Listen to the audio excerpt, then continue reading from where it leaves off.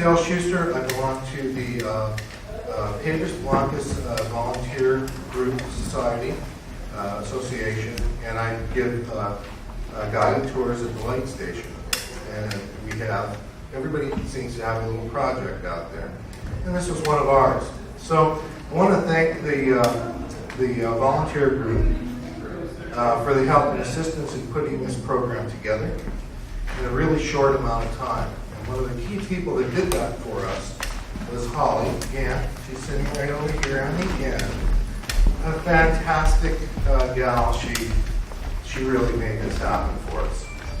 And I also want to thank the Cambria Lions Club. They supported this vision to bring Jim here and provide us a lecture on the land. And the person that made that happen for us is Carol Brooks, and I think she's here somewhere. Carol was awesome. She aided us and gave us a lot of support in getting this together. So that helped a lot, because I certainly couldn't do it myself. It wasn't possible. So our goal for the community is during our light station tours, the Fresnel lens is, as it should be, the core topic of our tours.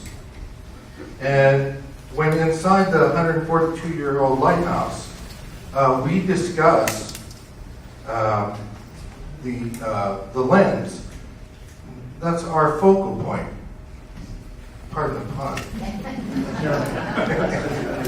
That's bad. Okay. So, that was enlightening. You're going to have this down. I won't even try and compete. I won't try and compete. Though the lens isn't there, its presence is always there. It's felt because it is part of the lighthouse. So we want to, it will always be there. It is for this reason that all of us are working together and want to bring more awareness to the community of how important the lens is to the history of Cambria. We hope the presentation will raise the awareness and encourage the community to protect and honor the lens as an important historical link to the past. Our speaker tonight, Jim Woodward, sitting here on the end, he has a bio here I want to share with you. And if my eyesight pulls out here, it'll be good. Mr. Woodward was a 40-year employee of the U.S. Coast Guard, retiring in January 2004. Upon his retirement, the Coast Guard, from the Coast Guard, Mr. Woodward was awarded the Commander's Award for sustained excellence, and was cited in the award as being the single greatest resource for lighthouse and Fresnel lens preservation in the Coast Guard. That would be a pretty high honor. Mr. Woodward's interest in the Fresnel lenses began in 1965, when he had the opportunity to apprentice under Arthur Meinhold, who had been the Lampist in the U.S. Light Service prior to 1939. And this interest has never waned, and he has been a key player, well over 250 lens projects in his 53 years career. Of those projects, at least 21 have been mercury float lenses.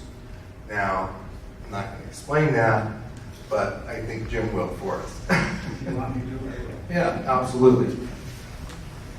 Mr. Woodward is owner of the Lighthouse Consultant and provides consulting services to those in need of his expertise. His clients include the U.S. Coast Guard, the Martha's Vineyard Historical Society, Maritime Museum, the Bermuda government gives Hill Light, the City of Los Angeles Point Fermin lens, the graveyard of the Atlantic Museum, Cape Hatteras, the Point Marina Lighthouse, Keepers of Boston Light Fund, the Buffalo Lighthouse Association, the Great Lakes Shipwreck Historical Society, New Jersey Lighthouse Society. Mr. Woodward also has worked on lens projects with Franklin Institute in Philadelphia, Great Lakes Historical Society Museum, numerous other National Park Services.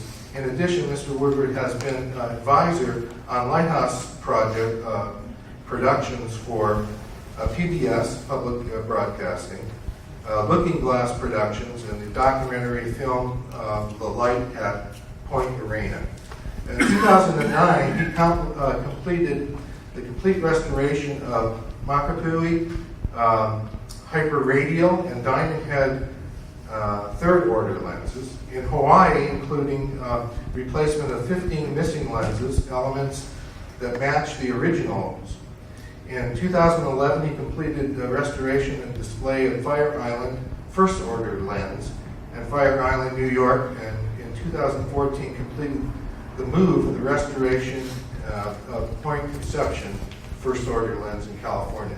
Mr. Woodward is listed in the Lighthouse Lens Specialist in the International Cultural Heritage search engine, and that is headquartered in Palermo, Italy.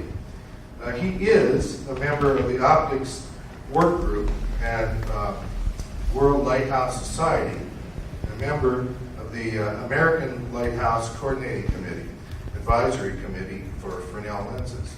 Mr. Woodward has written numerous articles on subject of lenses and frequent speaker at conferences, seminars, and training sessions devoted to lighthouses and lens preservation.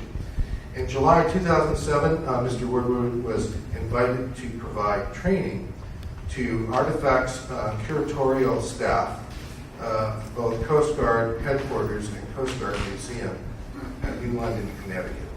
So there's only one thing that hasn't been said in this about Mr. Woodward, and that's one descriptor, and I think that would be the preeminent expert on Fresnel lenses, at least in the United States for sure. And so with that, I welcome Jim Woodward.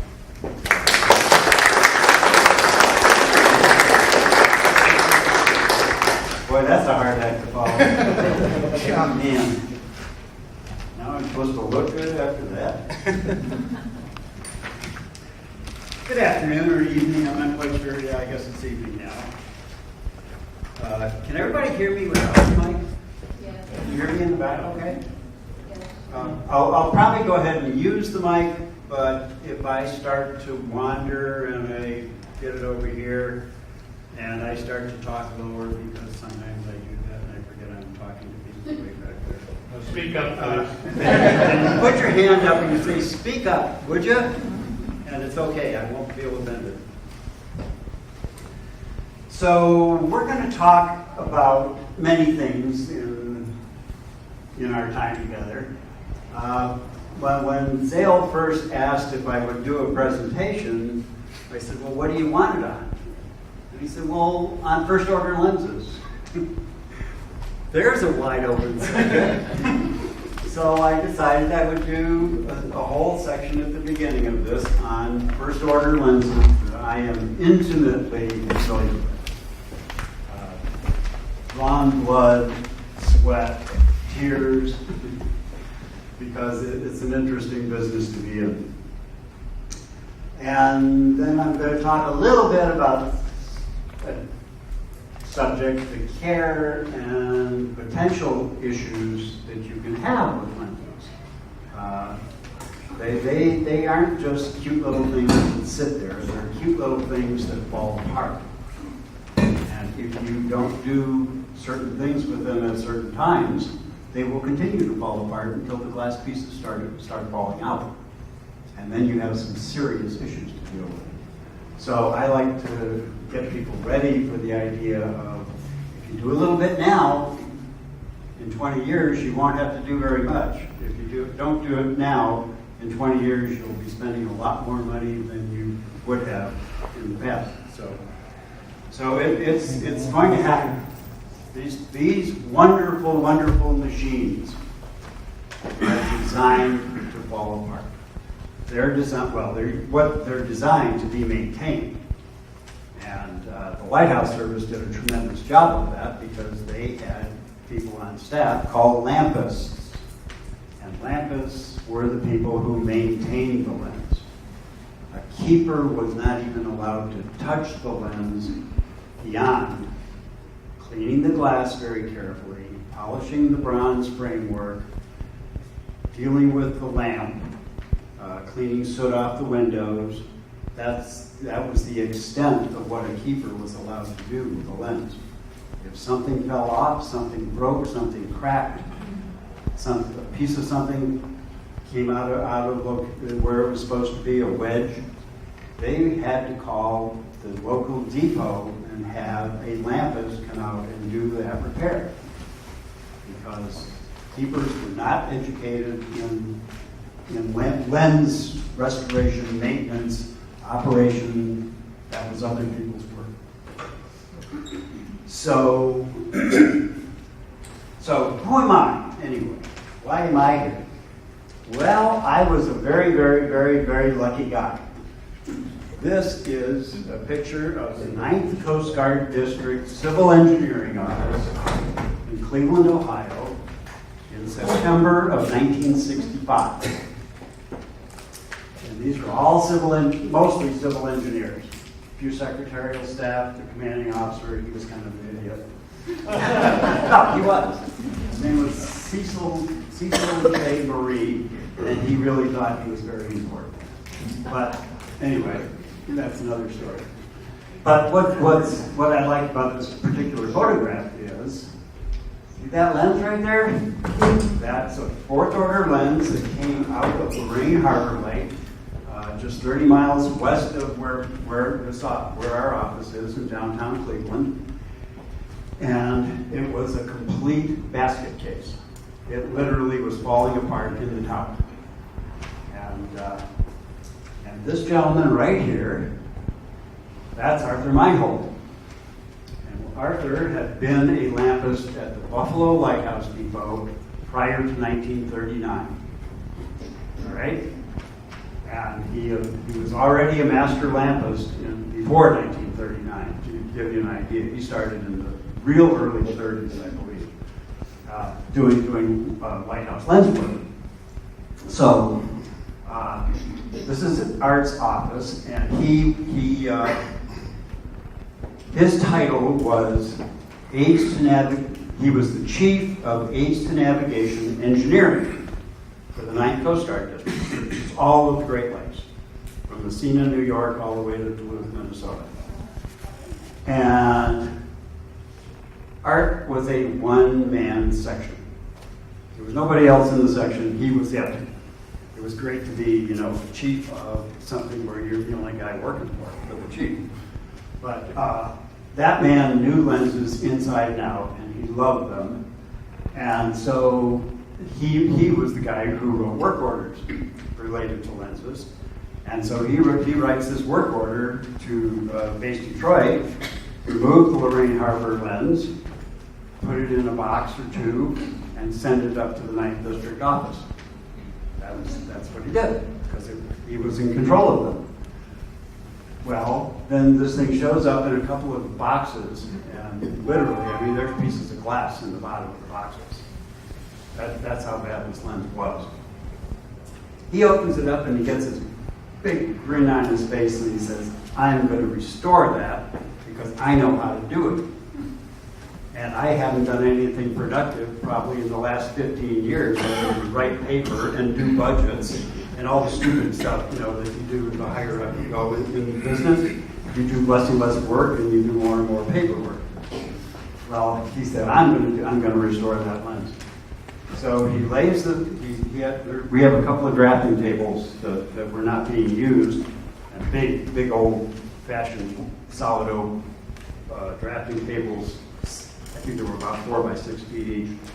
So he takes the lenses apart and he lays out all the glass It's the bronze framework. And he sets about to do his restoration work, and he did it all after work. He didn't do it on government time. He did it on his own time. And I'm right there. Little seaman draftsman. And Art starts working on the lens, and I was a kind of a history nut already. And I didn't know much of anything about lighthouses at that point. I'm 19 years old. But I really loved history. And so I started watching Art, you know, and boy, it's really cool stuff, whatever he's doing there. I said, Mr. Meinhold, may I help you? He said, no. I said, I know what I'm doing. I don't need you, young whippersnapper, getting in my way. And I said, well, okay, fine. You can't stop me from watching. It's my office too, so I'm not leaving. So I think I probably got on his nerves, actually. And he finally said, well, Woodward, if you're going to stand there, then come here and hold this while I do this other little thing here. And after a few weeks, the lens was all restored and put back together and put on display in our office. And I knew how to take a lens apart and put it back together again. And that's how I started. So I tell people I apprenticed under a real Lighthouse Service Lampist because that's exactly what I did. And so there's a lot more to my story of how I got into lenses and all that stuff on a regular basis, but I won't bore you with all of that. If you're really interested, I'll tell you after. So I'm going to show you some first order lenses that I have, one way or another, have been involved with every one of these. This is acetate out on the what's it called, the outer. It's not the outer banks. It's the outer end of the state of Maryland, on the other side of the bay. And the acetate lens was loaned by the Coast Guard to the U.S. Fish and Wildlife Service, because that's where the wild ponies are, at acetate. The famous wild ponies that everybody knows about. Well, they're really good with wild ponies, but you give a lighthouse lens to a bunch of tree huggers, and I'm sorry, I have nothing against tree huggers, I am one. But when you give a lighthouse lens to them, this is what happens to it. This lens sat outside, completely unprotected, for a number of years. And finally, somebody from the Coast Guard from my office went by and said, you can't leave a lighthouse lens out in the weather. They're not made for that. They're supposed to be protected. And he came back to the office, wrote a report. They called the Coast Guard Washington headquarters, and they contacted the Forest Service or the Fish and Wildlife Service and said, you either get that thing enclosed or we're going to take it back, because it's falling apart. And you can see the glass that's missing from this thing. So they did. They put a little plywood box around it with little holes in the plywood that you could look in and see the lens. That was their big display. But when it was like this, people were actually pitching pennies at it. I kid you not. They were trying to get the pennies to fall inside the lens. But of course, they hit the glass a lot. Yeah. Anyway, so we went down, took this guy apart finally, because the Coast Guard said, you're not doing a good enough job, we're taking it back. And there's the Oyster Museum in Chincoteague, Virginia, which is very close. And this is what they did. And these are all reproduction panels that we're missing here. And they're not really what you'd call very good. They're not optical quality. But for display purposes in a little museum, they work just fine to show people what the lens would have looked like when it was in the Lighthouse. So I applaud those folks. They really did a great job with it, considering what we handed to them. Cape Hatteras. I've spent more time with the Cape Hatteras lens probably than just about any other lens I've ever worked on. When I was first asked, I was down actually doing a survey of Coast Guard facilities on the Outer Banks. That was part of my job. I was an environmental guy. And so I happened to be down there, and the National Park Service contacted me and said, would you come and tell us what we have in our warehouse? We have a bunch of stuff on shelves, and we don't really even know what it is. Would you come and look at it? We think it's from a lighthouse. So I went down there, and I designed my trip to be available over a weekend. So I wasn't working on Coast Guard time. I took my weekend time, and I went and surveyed this warehouse, which was full of pieces and parts. And no question about it, they were Lighthouse lens parts. And there's a panel laying right there. These are all central flash panels, just all stacked up. Virtually no glass in any of those. But they were right on the shelf there with the dead seal. Where else would you store a lighthouse? It was an interesting place. When they took that lens out in the 1940s, they took it out because the locals were destroying the lens. Because when the Lighthouse Service, when they created the national park for the Outer Banks, the Coast Guard determined they don't really need Cape Hatteras. They didn't need a lighthouse there because shipping had changed so much that ships were nowhere near the Outer Banks at that point. There was a light vessel at Diamond Shoal, which is way the heck out in the ocean, off of Cape Hatteras, and that seemed to be doing the job. They later replaced that with what they call a Texas tower, which looks like an oil rig, except it was a lighthouse. And so they said, we don't need Cape Hatteras anymore, so let's shut it down. Well, they shut it down, and they walked away from it, but they left the lens in the tower. This is the pedestal, and this lens was sitting on top, just like yours is. Well, the locals in the Outer Banks in those days, in the late 40s, were an interesting breed of people. They're still an interesting breed of people if you go down there. They have their own language. They actually speak a different language amongst themselves. They also feel strongly about the federal government. And they pay their taxes, but they believe that if it's something that belongs to the federal government, it belongs to them, because their taxes paid for it. So, that's an interesting philosophy. So they cut the padlock off the light tower, ran up the tower, started pulling pieces off of the lens. I kid you not. The central panels, these guys right here are the ones, just like on your lens, have little flash panels with a circular piece of glass and then a bunch of rings around. Well, you can pop those out because you just have that little bit of lattice work along the edge that holds those in place. It's very easy to just pry them right out. And you go home with your one little prism, you put it on the fireplace, and in the morning the sun comes up and it hits that prism and you say, Fred, look at the rainbow in the living room. Isn't that beautiful? And that's what they did to this lens.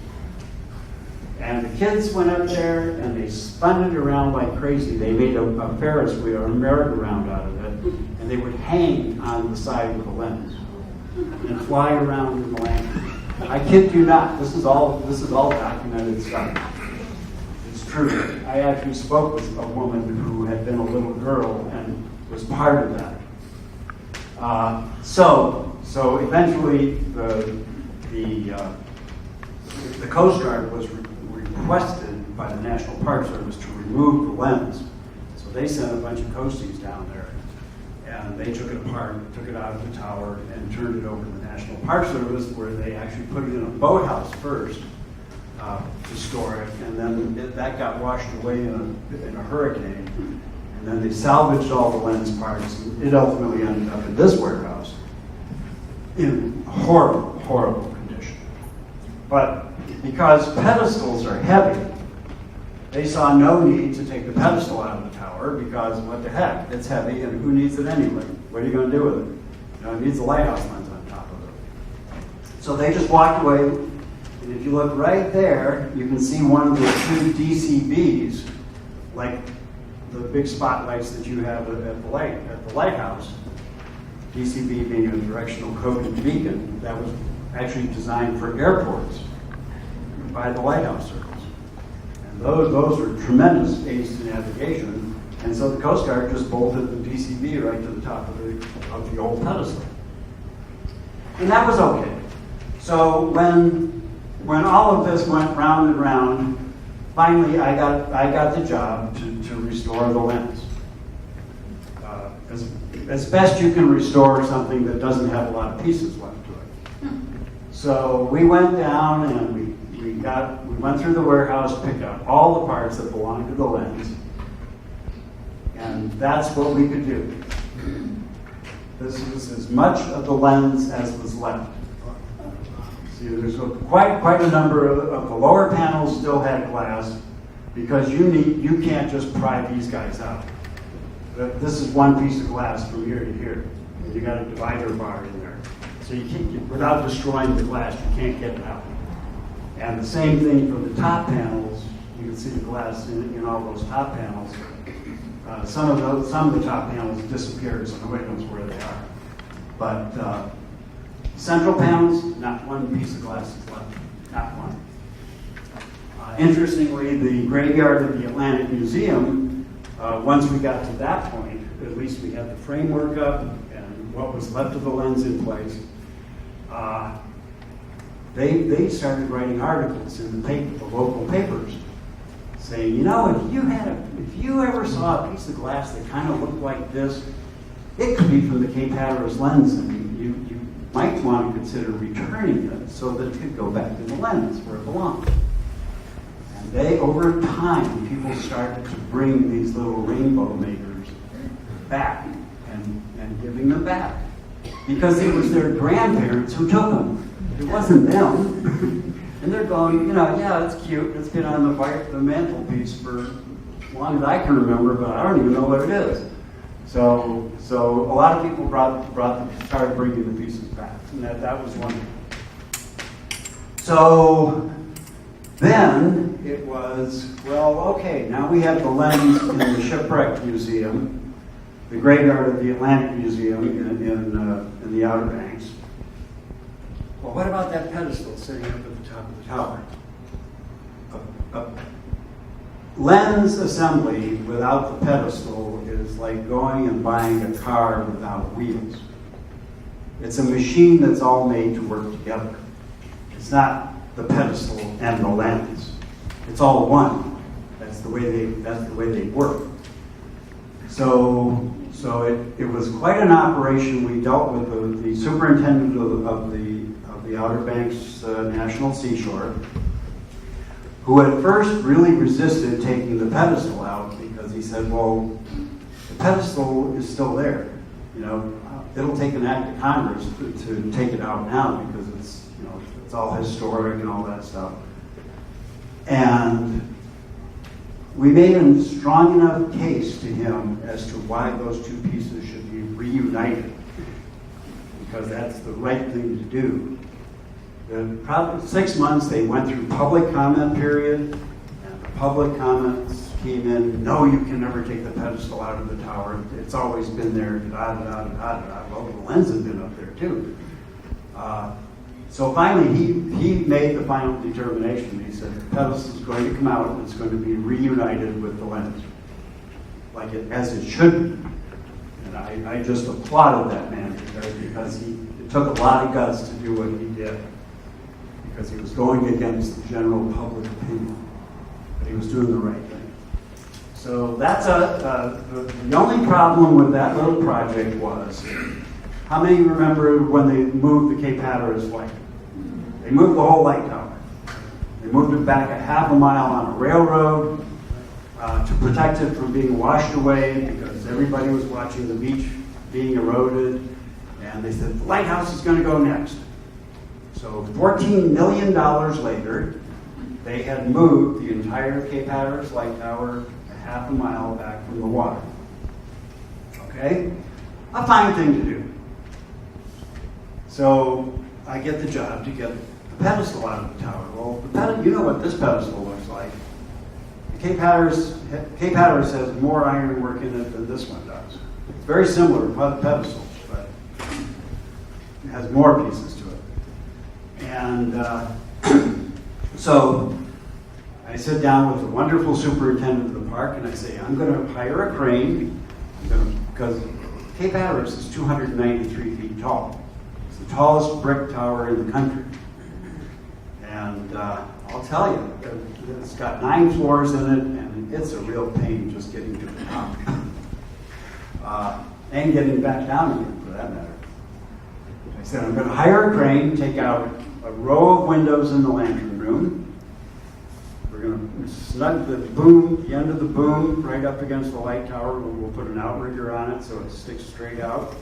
And we're going to hook the pieces of the pedestal to it, swing around, lower them all to the ground. They're big, they're heavy, they're cast iron.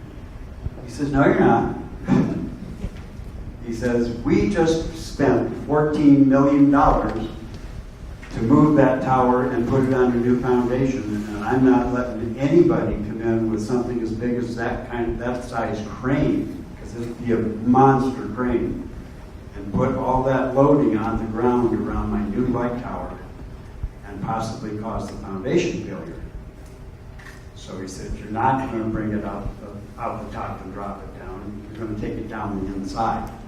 And I thought, oh no, really? So we did. We did. And that was the base ring of the lens. That was the heaviest piece of the entire assembly. And that's the last piece coming down the tower. And that's how we had to do it for every piece. So 18 pieces of big pieces of cast iron, we had to move down 9 levels. And we moved them all down one level, then we re-rigged with our blocks and tackles and chain falls, lowered them all down another level, all the way down. That's how we did it. And it worked just fine. It took us 9 days to get that pedestal out of the tower. We could have done it in 2 with a crane. So be it. We didn't mess up the tower. And there we are, putting it together again in the graveyard of the Atlantic Museum. And there it is, finished. And it worked out just fine. It's a great display because it's in a shipwreck museum. And the way that they have packaged this display is, this is what happens to historic artifacts that people do not take care of. If you don't appreciate them and you don't preserve them and protect them, this is what they're going to look like. So it's really a moving display because it shows how callous some people can be to historic artifacts. And I applaud everybody I worked with down on the Outer Banks. They were all wonderful, wonderful folks. The Farallon Island lens, many of you have seen it in the San Francisco National Seashore Museum in San Francisco, close to Fisherman's Wharf. When it first came out of the tower, it went to Treasure Island to the Navy and Marine Corps Museum. And that's where it is in this photograph. That's right after it came out of the tower. It was taken out by coasties as opposed to Lampists who weren't all that familiar with what to do with a lens. And they couldn't get the pieces off in a logical, safe manner. So what they did was, this is kind of the Farallon Tower, and they took the lens apart and then they highlined it down to a Coast Guard buoy tender that was moored offshore. He had extra anchors out so he was sort of stable in the water. And you can see that panel right there, right? It has something wrong. There's no glass in it. Well, it has no glass in it because they highlined it. They didn't have a backup line on it, so it just was running on a trolley down to the ship. And they put up a mattress on the side of the ship to stop it. I kid you not. One of the guys who was in that crew told me how they did it. And that one didn't hit the mattress. It hit the bulkhead of the ship instead. So that one had a problem. When I first went to look at that lens, the folks at the park just kind of called me up and said, "Would you come and take a look at this?" And, sure, I'll be happy to. So I went, and they said, here it is in crates, because Treasure Island closed. This museum closed. And they told the National Park Service, you have to get your lens out of our museum because we're closed, shut the door, and it's your lens, so get it out. So, National Park folks, wonderful people, but didn't know squat about Lighthouse Lens either. And they hired a moving company to move the lens. Who would you call to move a Lighthouse lens? You'd call a moving company, right? Yeah. Well, they did, and this is how the moving company created it. I'm sorry. Those are the crates that I opened up to see how they did the lens. You can see how they stored all these pieces inside these boxes. Just helter-skelter, brass banging on glass, and the whole schmear. It was just absolutely ugly the way they did it. So ultimately, they finally found a new place to display it, right on Fisherman's Wharf there, and they hired us to do it. And so. This is the pedestal of it going together. You can see maybe a little bit of difference, because this pedestal is virtually identical to yours, except you have this long shaft down below that's probably got it 6 feet up in the air, this piece. And they said, well, we don't have enough ceiling space. So do you mind if we just cut the pedestal in half and then weld it back together at the height so we can get the lens in there and shorten the pedestal? And I said, no, I don't think that's acceptable. It's really not acceptable. Taking an artifact and cutting a chunk out of it and then welding it back together, that's a no-no. So I said, how about we make a new piece that looks like the old one, at least the top of the old one, that cabinet and all the fancy ironwork will slip onto. It won't know that it's not on the original piece. With the original piece in storage, when you ultimately have some space where you got enough bedroom to do the whole thing.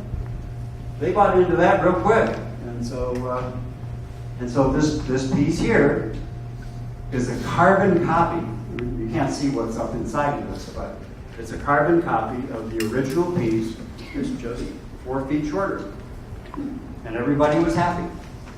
And this is all earthquake proofed. And that was the final display of the Fire Island lens. And it's quite nice. It's protected. It's in a building. It's got a railing around it so little kiddies can't go sticking their fingers where they shouldn't be sticking them. Or adults for that matter. So that's the Caroline Island lens. That was a very fun project. I enjoyed that. I don't know how many of you have ever been to Fire Island on Long Island, New York, but the Fire Island lens was taken out because the Lighthouse Service had designed those PCVs, those airport beacons. They designed them for the Civil Aeronautics Board for lighting airports. Well, when they finally did it, and it was such a good thing to do because it would put out exactly as much light as this lens. DCBs are wonderful, wonderful machines. And the Lighthouse Service says, you know, why are we maintaining a lens like this? Because it takes a staff of, nationwide there were 800 lampists on the payroll to keep these things from falling apart. These were maintained annually, not every 10 years, not every 20 years. They were maintained annually, and anytime that anything went wrong, the lampist was out there within days to fix it. So these things were babysat. Lighthouse Service really didn't like that. They loved the light that the lens would put out for the navigator's perspective. They didn't really like to have to pay to maintain these things because they were expensive. So they said, well, hold on, folks. We just invented this phenomenal machine for the Civil Aeronautics Board to put at airports. It'll send a light 40 miles out. Not that it matters, like 40 miles, because on water, you can't get over the horizon and the light just goes shooting out into space, but that's okay. So this is Fire Island, and Fire Island was one of the first orders that the Lighthouse Service deliberately removed from the tower so they could replace it with an airport beacon for the cost, which if you're a taxpayer and not a historian or a lighthouse lover or anything else, if you're just a taxpayer, you don't want to maintain this. You really don't. It's expensive. DCB has virtually no moving parts. It has no glass that will fall out. It's great. It's cheap, really cheap. And it puts out the same light. So why wouldn't you do that? So they took this one out in 1938, I believe it was, just before the Lighthouse Service vanished into the Coast Guard. And they loaned it to the Franklin Institute in Philadelphia, which is a very prestigious scientific museum. And it sat there until 2000, no, I think we did this in 1999. Finally, the Franklin Institute has gone the way of many scientific museums, and they want hands-on kiddie displays.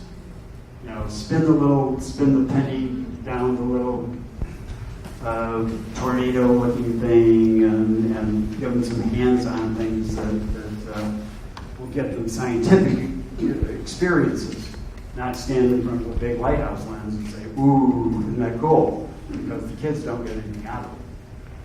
So it was actually a Coast Guard team, and I was on that team that went to the Franklin Institute, took it apart, did a pretty good job of crating it up. This is how the crates are supposed to look when you crate a lens, not like what they did with the Farallon lens. And each piece of glass has its own box, and it's wedged in and padded and all that stuff. And it was 12 years in storage. They took it out of the Franklin Institute, but they didn't know what to do with it. So it went into cold storage, literally. It went into a fur storage warehouse. Controlled temperatures, controlled everything. And just sat there for a long time. And so finally, the people at Fire Island Lighthouse said, let's have a fundraiser and let's get enough money together to build a new display building for the Fire Island lens. And we'll get it back to the lighthouse where it should be in the first place. Everybody bought into that. They raised the money. A New York City contractor who built really big buildings volunteered to do the design and the building of the new display building. He did a great job with that. He wasn't easy to work with, but he did a great job. And so we went, again, very lucky I got the contract to do this. And so here we are in a 3-bay garage. We went over every lens panel and completely restored every piece of it. Got it back to as close to original condition as you can get. And we had 3 tables out there. There's another piece being worked on by another guy. And we were in that garage, I think, for about 3 weeks doing it, because this lens has a lot of glass in it. And lo and behold, this is the new building that they built, and that's the Fire Island lens today. And it's pristine. It's just absolutely phenomenal. It's a great, great lens. So, let's see, how many more first order lenses do we have? Hog Island. This is in Portsmouth, Virginia. And I'll bore you for a few minutes if you'll bear with me on the story of this particular lens, because it's kind of fun. This is the Hog Island first order lens. The pedestal was gone. Nobody knows where they left it in the tower when they dynamited the tower. It was a tower that was going to be washed away again by the ocean. So they took the lens out and they just left the pedestal up there and dynamited it. The cast iron pieces are in there with all the bricks along the beach. So the interesting thing about this is the Coast Guard loans it to the city of Portsmouth, Virginia. And so what do they do with it? Well, what do you do with the lighthouse lens? And it's already assembled. I mean, somebody actually assembled it for them. And so what they used to do on the 4th of July, the Coast Guard actually participated in this. They had a big flatbed trailer. And on this flatbed trailer, at the 4 corners of the flatbed trailer, they had a 4th order lens. Okay? And then in the middle of the trailer, they had this guy. And they put it in the 4th of July parade in Portsmouth. That's what they did with it. Every year it was in the parade, and they would bring it back to the city warehouse in Portsmouth, Virginia, and they'd get the forklift out, and they would lift it back up, and they would slide it back into its little home, and they would close the door.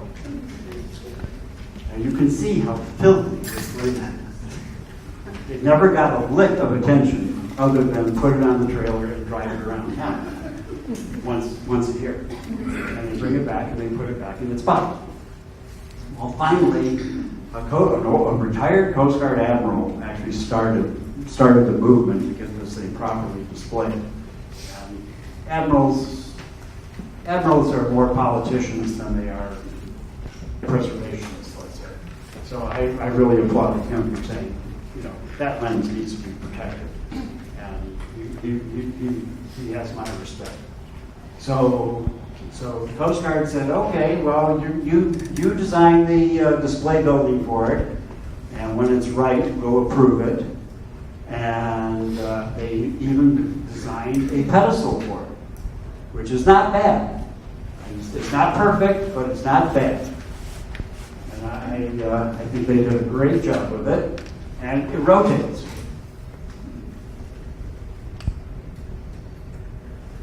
So this is the architectural concept for the display building.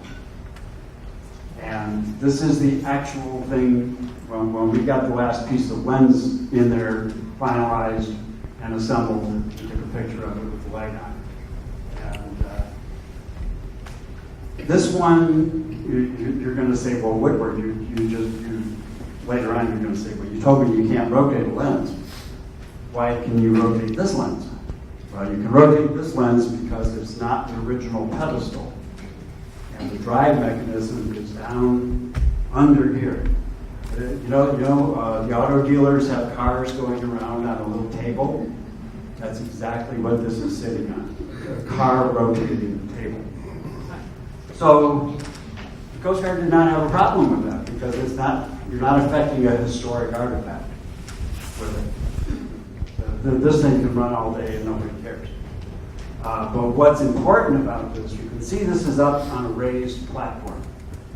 And you see these little steps going down. Well, there's actually a room under here, underground. And in that room, it's the only way in there is through this room. Big trap doors that close up and are padlocked. And you have to crawl almost on your belly to get into the lens. But down in the basement is a fire suppression system, a heating and air conditioning system, so that you can control the temperature and the humidity in there. And all the glass in these windows is safety glass. It's the exact same thing as what you have in your car windshield. It's glass, plastic, and glass. It's a sandwich. It's UVA 100, no, it's not at 100, it's 99% UVA removing, so the sunlight doesn't affect it.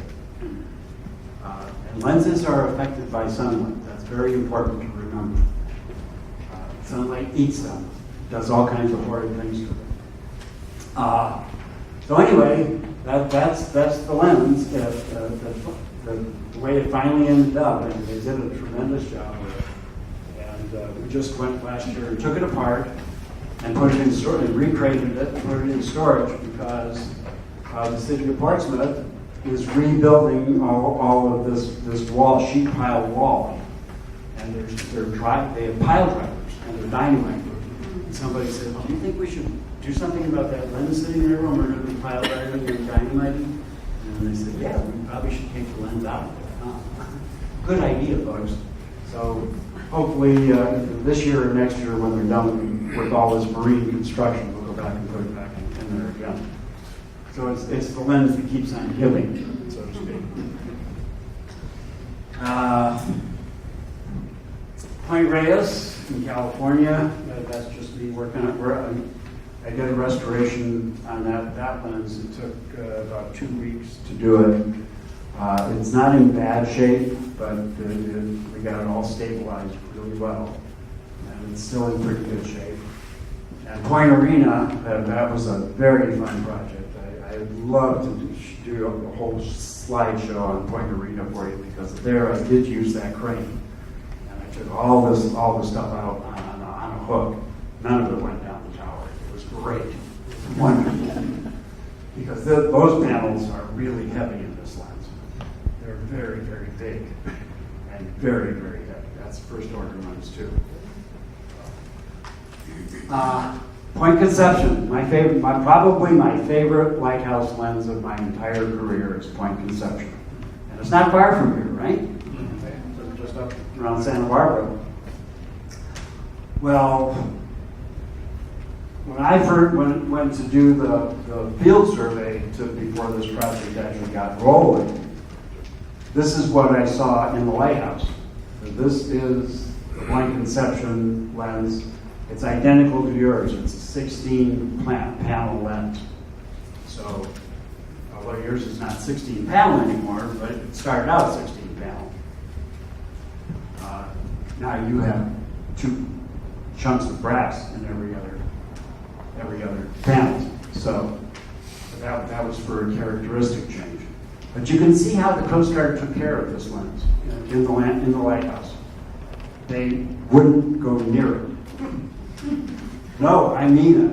And I used to teach a class to incoming officers in charge of the Coast Guard Ace Navigation teams. I taught it at Yorktown, Virginia, at the Coast Guard Ace Navigation School, because I wanted coasties to be afraid of these things.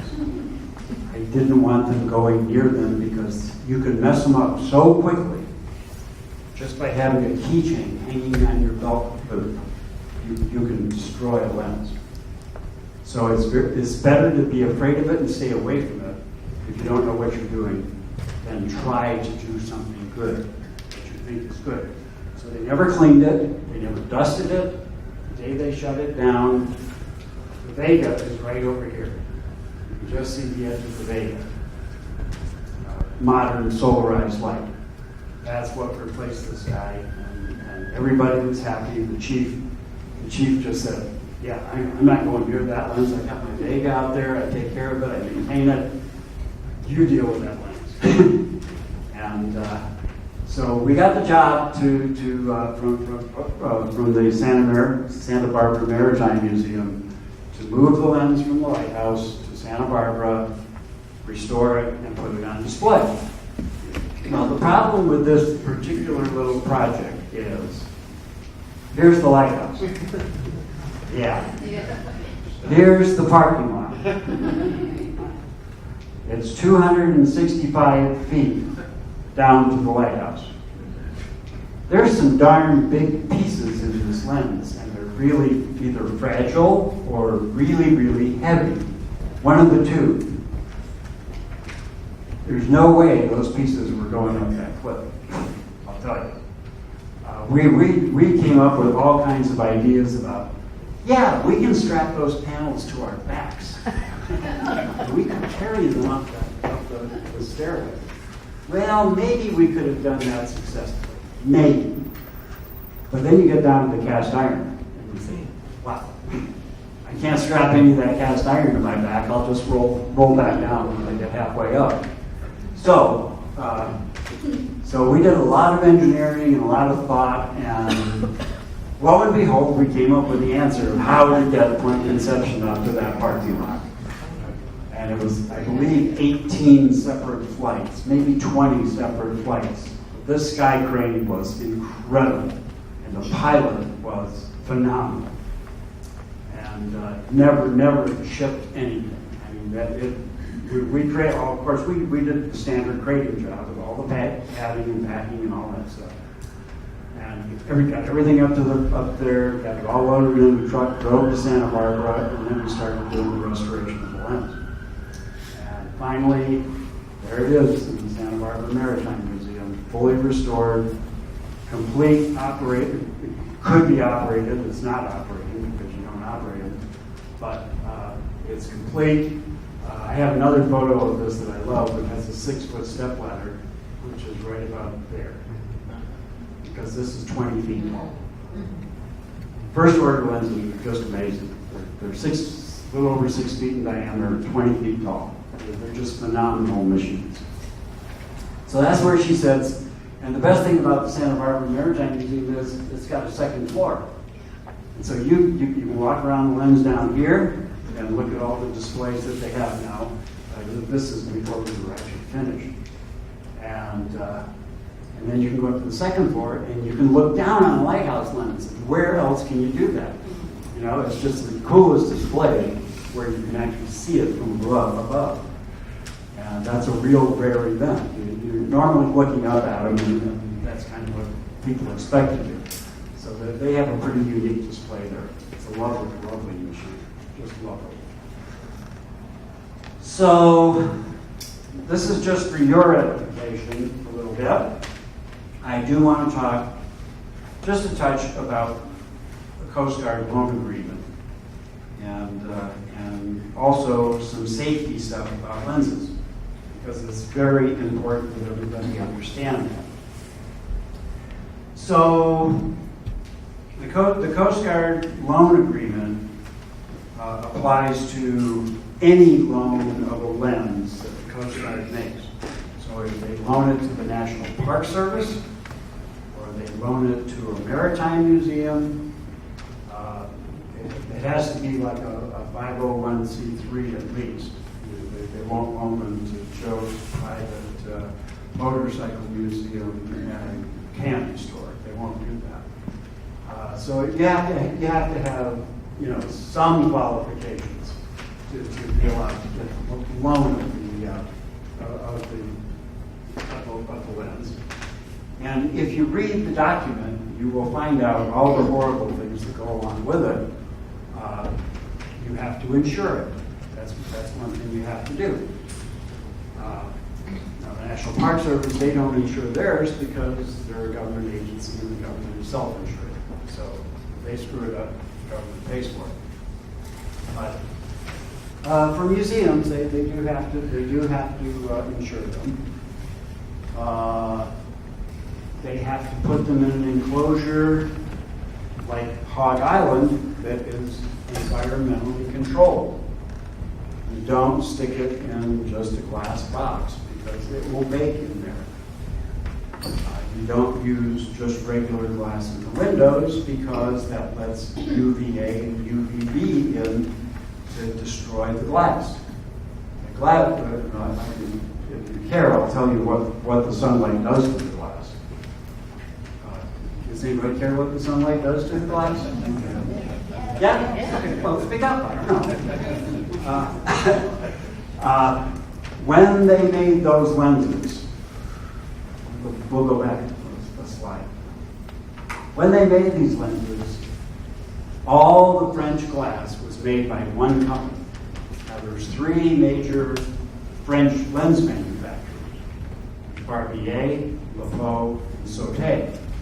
Those were the three big names in French lenses. But all the glass was made by Saint-Gobain, one company. They made all of the Lighthouse lens glass that ever went into a French lens. And they had their own secret little formula of what... It's Saint-Gobain. It's Saint-Gobain. Gobain. That's the actual way to spell it, but the French don't talk the way they spell it. So it's Saint-Gobain. Sorry. You're welcome. So they would mix up these billets of glass, because then they were ground and polished and turned into these wonderful little individual pieces that did phenomenal things.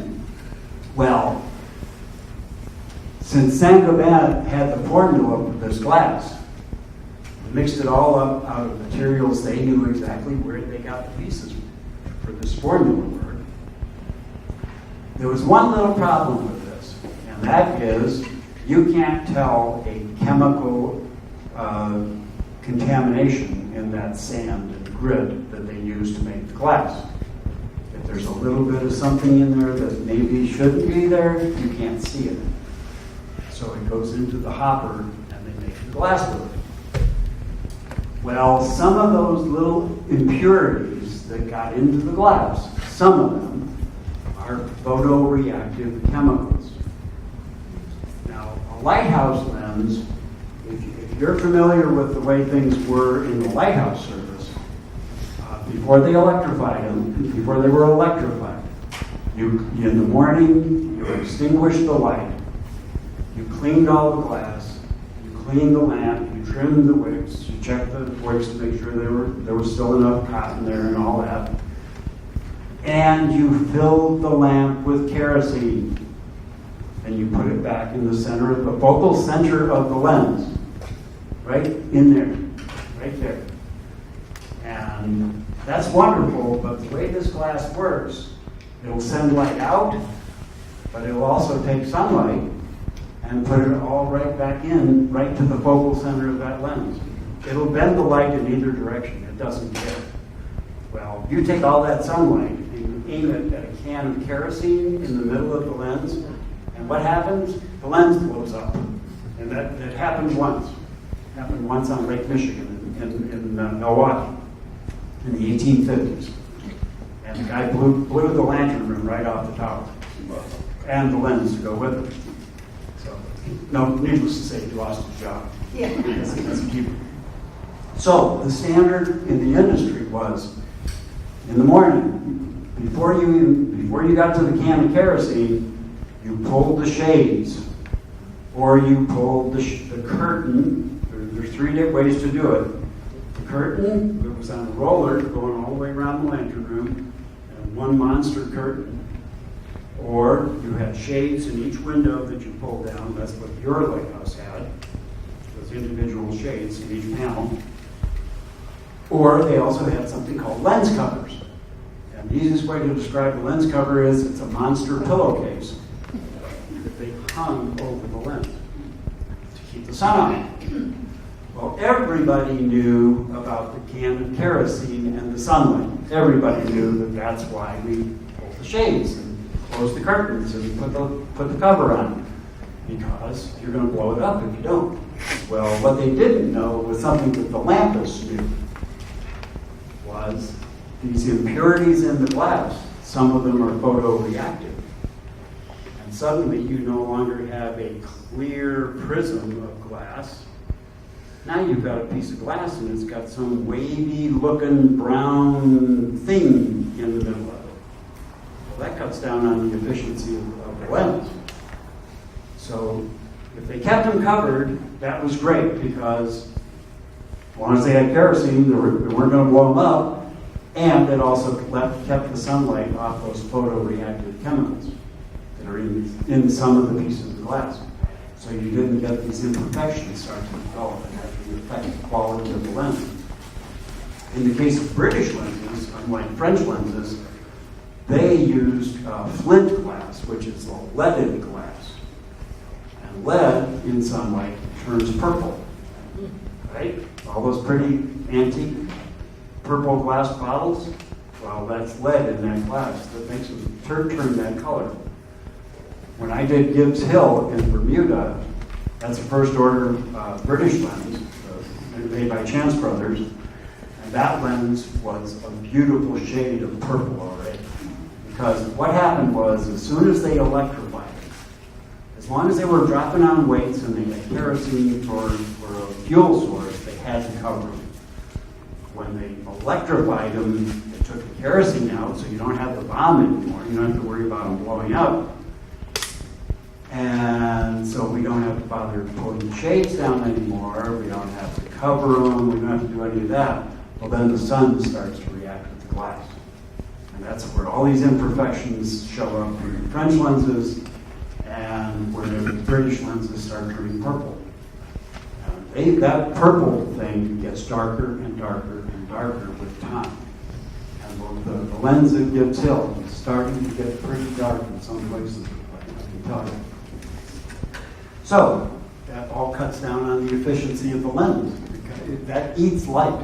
It actually eats the light going out. So, the light's not as bright as it used to be. So, there's reasons for these various guidelines. It's not because the Coast Guard says, let's make it really hard on people. Let's really make their lives miserable. They're not going to be happy with that lens. So we're going to make it real tough for them. And we're going to give them all these restrictions that have no meaning, no reason.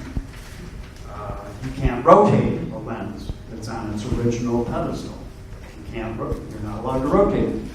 Why? Because it's a historic artifact. It's not a lighthouse lens anymore, folks. It's a historic artifact. And rotating a lens on its original chariot wheels with a clockwork assembly or a drive motor is tantamount to taking the right flyer out of the Smithsonian, putting gas in the gas tank, and seeing how far you can fly it. It's the same philosophy. It's an artifact. You don't do anything to it that could possibly destroy it. It's real simple stuff, really. But a lot of people have a hard time with it, and they don't think about that stuff. So what are the enemies of lens? Well, time is a big enemy. If it doesn't get any maintenance on a regular basis, time is a very destructive element for a lens because the materials it's put together with are sun reactive, they're time reactive. The litharge, the glazing compound that holds the prisms in place, has a life expectancy of 80 to 120 years. And at that point, it will turn to dust and it will fall out. All on its own. You don't have to do anything to it. It's a chemical process.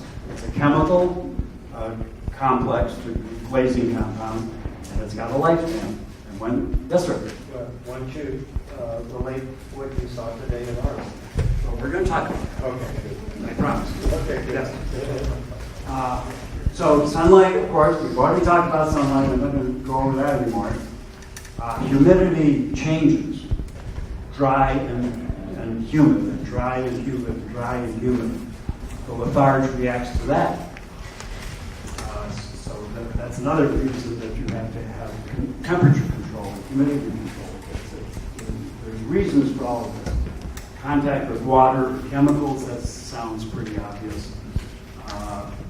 But you'd be amazed at how many museums on their own would use Windex to clean the glass.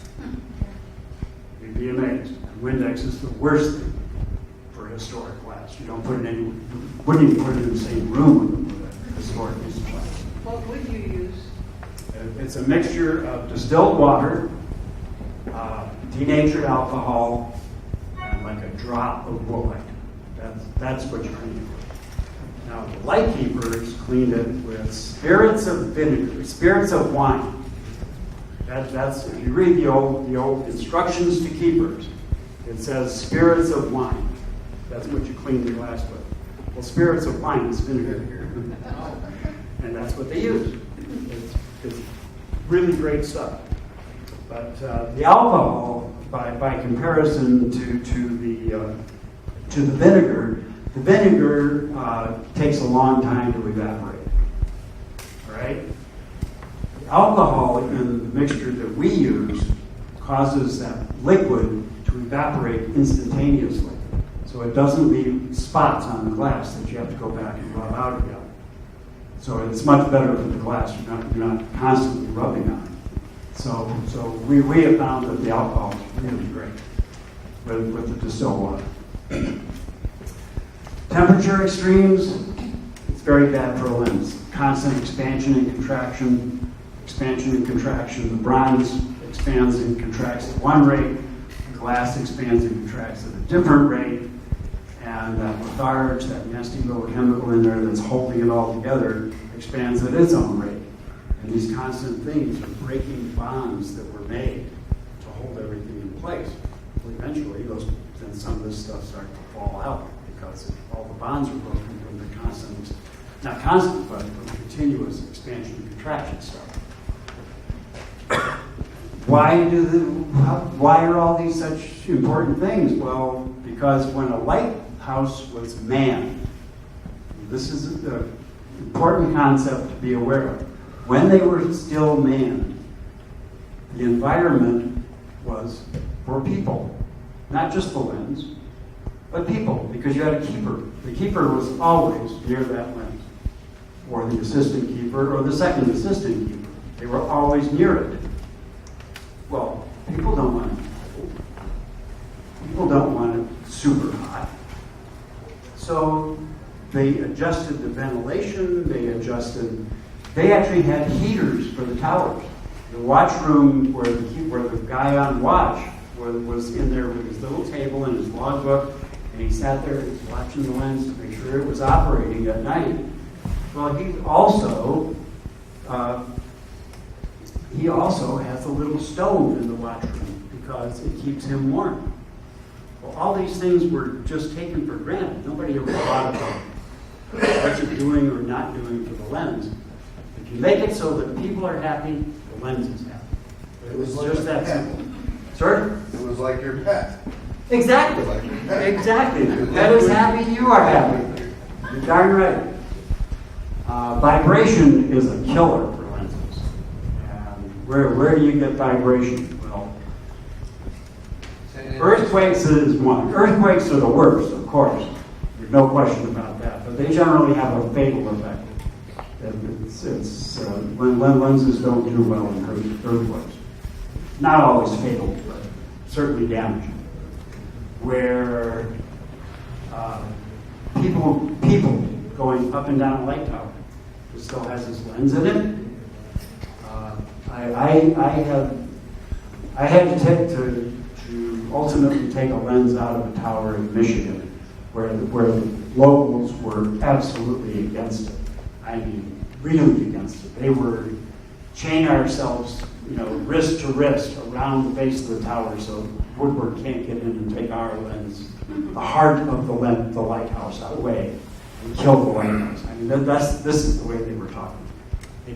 And one of them actually said to me, I would rather that lens fall apart at the top of the tower than you take it out.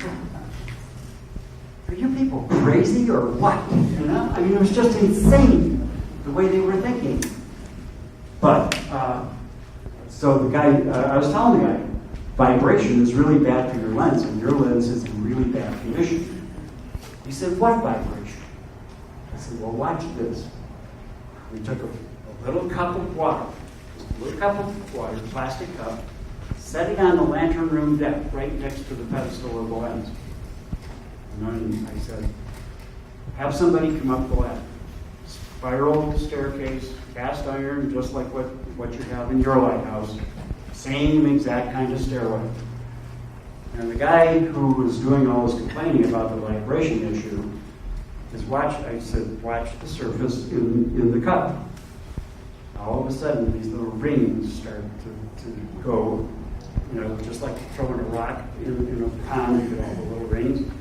There's all the little rings because that vibration was transmitted up that stairway into the lens. Believe it or not. And it's okay for a keeper going up there once at night and then coming down, and the next guy coming up. That's okay. But when you're running people through your tower at $1 a head, or $2 a head, or $5 a head, whatever they were charging, they had that ladder completely full of people in this particular tower. So they could make money. That's what it was all about for them.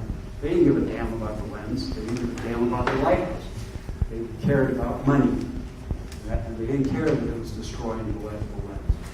So anyway, the lens finally did come out, regardless of what they thought. And it's on display at the lighthouse site, where it's safely protected. That's all we wanted from the Coast Guard's point of view, was protect the damn thing. Don't let it self-destruct. What are you, stupid? So anyway, I won't tell you which lighthouse that was. But anyway, so vibration, and one of the biggest enemies of the lens is humans. Not the ones that were the keepers. Coasties sometimes could become an enemy because they just didn't appreciate they didn't appreciate them because they were never schooled in them. They didn't know what they were dealing with. So they would walk by with their fancy keychain hanging all the way down here. And if you look at your lens, you'll see all the chips along the edges of the prisms where those keys hit. They chip pieces of glass out. Lighthouse glass is wonderful stuff, but the glass mixture is optical quality glass. And the chemicals used to make the optical quality glass, which sends that light out for many more miles than a regular glass would, also makes the glass extremely brittle. You can take a ring and just knock like this on the edge of a prism and you'll chip a piece off. So they're very subject to damage by people. And the worst kind of human interaction with the lens is a gun. And I have worked on numerous lenses that were shot out, because somebody with a 12-pack of bud and a handgun or a long gun says, I bet I can take that light out, and boom, it's gone. And now you're looking at many thousands of dollars worth of repairs if you can even make a repair. So anyway, that's a little bit about the enemies of the lens. Some do's with a lens: keep it in a safe, protected environment, perform periodic inspections. And when I say perform periodic inspections, I'm not talking about somebody who has no idea what they're doing, because having them look at it won't do you any good because they don't know what they're looking at. So you do need somebody that is either experienced or has been trained. Dust it and clean it with the proper tools, and a feather duster is the way to dust a lens. That's the best way. Avoid the direct sun exposure. We don't need to talk about that. Avoid vibration. A professional lens assessment should be conducted, and that's exactly why I'm here. That's what I'm doing for you. You will get a report detailing the condition of your lens and what I suggest you do. And love your lens. And by loving it, I mean take care of it. I don't mean just say, oh, let's go hug the lens. You got to take care of it in the proper way, and that's loving it. Some of the don'ts: uncontrolled human contact. We are tactile animals. We experience light by touch. We're always touching things to see what they feel like. Well, you walk into a lantern room, and the first thing you see people do is reach up and touch the glass. I don't know what they get out of it, but they don't do it in their house. They don't go touch their windows all the time. But for some reason, they have to touch the glass in the lens. Not a good thing, because your fingers have oils that stay on the glass, and they can be destructive to the glass. Never, ever, ever, ever, ever use silicone on a lens, because silicone is deadly to a lens. And I'll show you a picture as to why. don't polish metalwork. And you're going to say, well, the instructions to keepers tell keepers they have to polish all metalwork. Well, that's true. The instructions say that, but there's a couple of things about polishing. Polishing is a destructive act. To get that nice high shine, what are you doing? You're using an abrasive to remove a molecular layer of the material itself to get the shine. And as soon as you do that, the material, bronze or brass, wants to combine with oxygen again and go back to that patina that protects it. As soon as you get exposed another shiny layer, it wants to do it again. And every time you do it, you're removing material. And lenses have assembly marks all over them so that you know how to put them back together. If you have to take it apart and move it somewhere. Well, if you polish out all the assembly marks, and then you take the lens apart, how the hell do you know how to put it back together again when you get to the next place?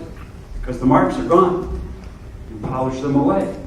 Well, you're never going to polish all that much. Well, you'd be amazed. I'll show you. Don't use any wonder cleaners. Don't use any fancy chemicals. The worst thing that can happen is your favorite little docent walks in and says, Zale, I got this stuff that I saw on the internet, and it will clean a lens. You have no idea how well it will work. It'll polish it up in no time, and it's going to look great. And you're probably destroying the lens in the process. Wonder chemicals are the worst. Don't ever use wonder chemicals. Use basic materials to clean them and keep them happy. No mechanical cleaning methods. You don't use grinders or sanders or polishers or anything like that on a lens, ever. Don't attempt repairs beyond your capability, and I mean that in all sincerity. People think, well, I know how to do that because I do it at home. Well, you don't know how to do it on a Lighthouse lens, so forget that you said, just forget it because you don't. And don't ignore signs of stress and degradation. If your lens is happily sitting there, and I witnessed this today, I'll tell you about your own lens. You'll see a picture of it in a few minutes. But that litharge, that caulking compound that holds the glass in place, when it starts to die, it will tell you it's dying. And it'll tell you by putting little bits of white powder on the glass next to the frame. A little bit of white powder, and most people, not most, some people will take their little feather duster that they're supposed to use to dust the lens and say, oh, look at that dust, and they sweep it all off. Well, the lens is talking to you, folks. It's telling you it's dying. If you see that white powder along the edge where the bronze and the glass come together, that means the litharge is dying. And you should do something about it now, not wait for it to be completely dead. So watch for things like that. Don't ignore them. Don't sweep them away, because if you do that, eventually you'll have a failure and say, well, why the hell did that fail? I didn't know anything. I didn't see anything going on. Well, yes, you did. You just didn't pay attention to it. So here's a couple of examples of what I'm talking about. Now, this is a lens builder's plate. A very old one, actually. This is from 1850s. This is the earliest type of builder's plate you will see on a U.S. lens. That came from France. Anybody in here read that to me? It was all beautifully engraved with script writing. It was phenomenal what that looked like when it came on the lens. So every day, or every week anyway, keeper said, I'm supposed to polish all the brass. Well, okay, so he polishes his brass. And this plate is in a very interesting place. When you crawl into your lens, there's 2 steps up to get inside the lens, and there's a doorway on the left-hand side, and there's a big green post right in your eyes when you crawl into the opening of the lens. That's where that plate was right there. So the keeper, he's standing there on that little platform with the steps going up, and he can polish the living hell out of that plate. He can really, really make it shine because it's just the right height, and he can put all kinds of pressure on it and really make it shine. Well, you do that for 150 years, and you've removed so much material polishing it that you no longer know what it said. When the keeper did it one morning, and he looked at it, he saw no difference at all after he polished it. None. He saw no degradation, he saw nothing disappearing. But you do that for 150 years, and you have finally removed enough material that it's now invisible. You can't bring it back. Nobody can figure out what that plate said. And it's just criminal, really. The picture on the right is is a little bit of silicone fix. Let's get some silicone on there and nothing will fall out, right? That's the quick way to fix this problem because the Lafarge had fallen out and the glass is just bouncing around in there. So we don't want to figure out how to do it properly. We'll fill it with silicone and glue it back together. It'll be great. Well, let me tell you a little secret about silicone. You know that acrid smell of silicone? When you use it, it smells a little vinegary maybe. Well, that's an acid that's in the silicone caulking. The way silicone works is that acid eats into the metal. And it eats little micro pores. It literally drills holes in the metal. And then the silicone flows into those holes. And so you've got a nice bead of silicone, but in the material itself, you've got more silicone that's in there. So that's really well and good in a modern skyscraper, in the big windows on skyscrapers. Those are all silicone in. That's wonderful. It works. But the rule of conservation, historic conservation, is you never do anything that can't be reversed. Well, if you just drilled all these little micro holes in the bronze, you can't reverse them. There's nothing you can do to reverse it. So people say it's not a problem because look, I can grab the silicone and peel it right off. It all comes off as a big ribbon. Well, yeah, that's 99.99% of the silicone, but there's still silicone in the metal. It's in there. And nothing sticks to silicone. So you can't go back and fix this the way it should be fixed because the right materials will no longer hold on to it. It's silicone. Can you explain Lafarge that's supposed to be in there? What Lafarge is? Lafarge was a chemical compound. There's enough blue hairs in this room, and I'm counting myself, believe me, that you probably remember as a kid. You could go to the hardware store and go over to this big tub of caulking or glazing compound, and you'd ask the hardware guy for a pound of glazing. And he'd reach into this big tub of pre-mixed stuff, and he'd plop a big handful on a piece of wax paper and send it home so you could take it to your dad so he could re-glaze the windows, which he had to do every few years because the stuff died in the sunlight. Imagine that. Broke out with baseball. That's right. Or broke out with baseball, whatever. So what is the stuff? It's, excuse me, the humidity here is driving me crazy. Because I'm allergic to humidity, I really am. So the glazing compound, which was called Lafarge Lenses, I'm not sure how widespread the name was, Lafarge, but it's made of calcium carbonate, crushed up chalk. That's the easiest way to describe it. Crushed up into a very fine powder. White lead, which is toxic. Yeah, it's toxic. Don't eat it.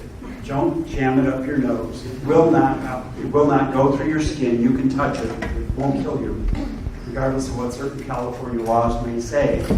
Yes, this material causes this. Well, in some animal it maybe did. But anyway, and linseed oil. And those are the three components of the porridge. And they're mixed together in very specific quantities.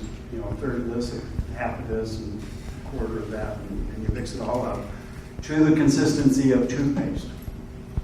That's the proper consistency. And then you apply it. Well, today you cannot buy white lead. It's against the law to sell white lead, except for a very few chemical places where they need the white lead for certain experimental reasons. You don't buy white lead. It's pretty much banned. But today you've got stuff like DAP 33. There's no silicone in DAP 33. It's still an oil-based glazing compound. They just don't have white lead in it anymore. They use crushed marble instead. Would you use that in repair? Absolutely. That's all I use is oil-based glazing compound. And whether it's DAP 33 or Sherwin-Williams oil-based glazing compound, as long as it says oil-based, you know it doesn't have any silicone or crap like that. It doesn't stick as well if somebody has used silicone. But if somebody's used silicone, it's a real temporary repair that you do with real glazing because it's going to fall out. It's just a shame. You kill it. You kind of kill it with silicone. Once you have silicone, you're pretty much stuck with it, I'm afraid. You can't reverse it.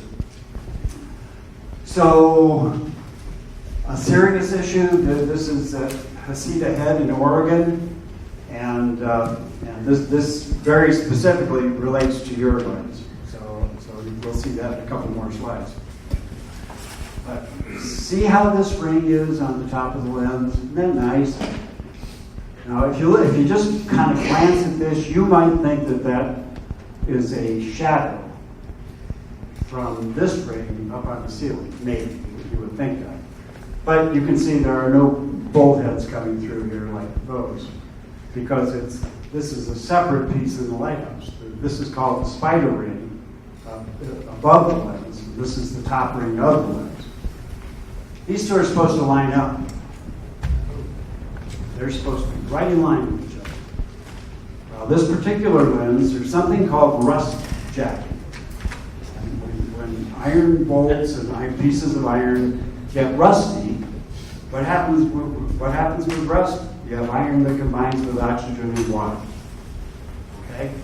Well, when that happens, iron gets thicker because it combines with the oxygen. It actually expands. So what happened with this particular lens was oxygen got in there, it rusted the base bolts that were holding the lens in place, jacked up one side of it. So the lens went from here to here. And just to give you an idea of how critical it can be, the base of this lens down at the floor of the lantern room was 1/4 inch out of plumb. That's how much it had jacked up off of the lantern room floor, 1/4 of an inch on one side. When you move up 10 feet, or 20 feet, I mean, to the top of the lens, that's a 6-inch move. So this lens was 6 inches out of alignment. Okay? So this lens had to be completely taken apart. All the rest in the lantern room removed and then reinstalled, which is not a cheap operation. It took a lot of people to get that done. I was only one of a crew of many that made that happen, but it was not an easy job. So you really don't want that. So here's your lens, and I'm going to point out some things, and I'll say some opinions to myself, but I'm going to be pretty straight with you. This building is not a proper building for the display of that lens, for all the reasons that I mentioned when I described the Hog Island building. It is correct. There's no environmental controls in this building. This is just regular window glass.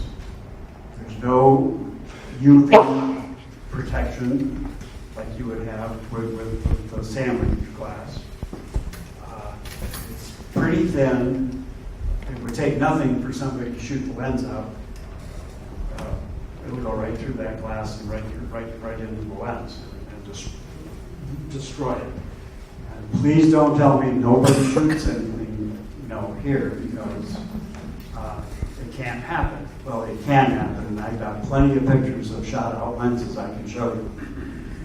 It really does happen, and it happens all over the place. So this building is actually starting to fall apart. It is really degrading fairly rapidly. It doesn't have proper security. It's got two little locks. It would take a pry bar about 5.5 seconds to open up. And it's just not working too well. The lens itself is out of plumb. It's not perfectly plumb. I assume it was plumb when they installed it there. I wouldn't think for a minute that they didn't put it in plumb, but I think there's some rust jacking going on underneath it. Zale pointed out where your river flooded back in, 99? Whatever year it was. And probably the water did get under the lens, and probably under the building as well, and that's what's causing the base to rust out.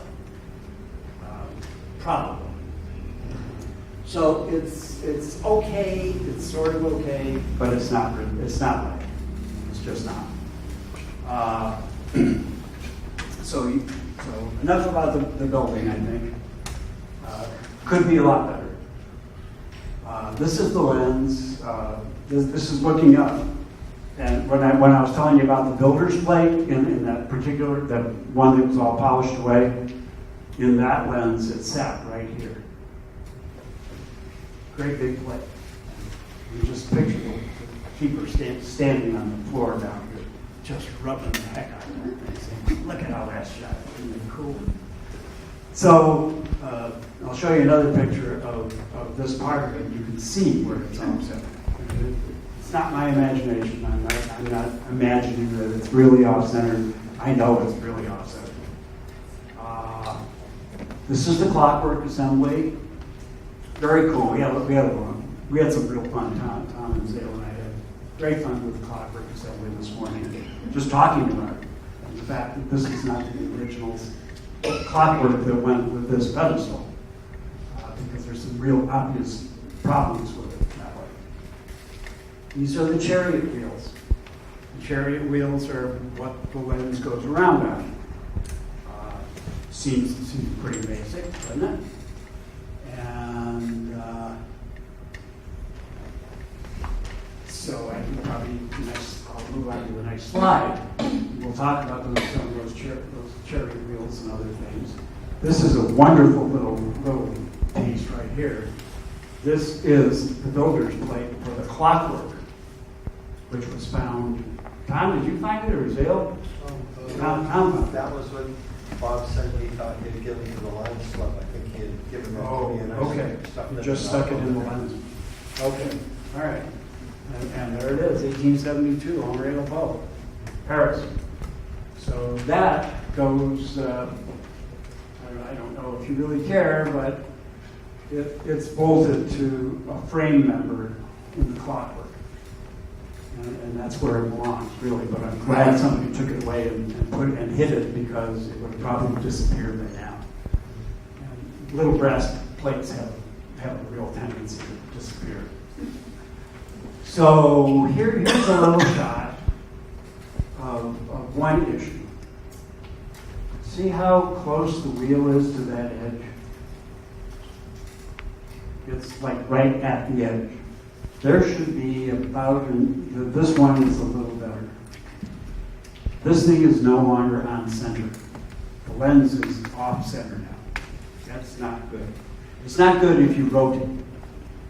If it's a completely static display, not ever rotated, not ever moved, it doesn't care if it's a little bit off center.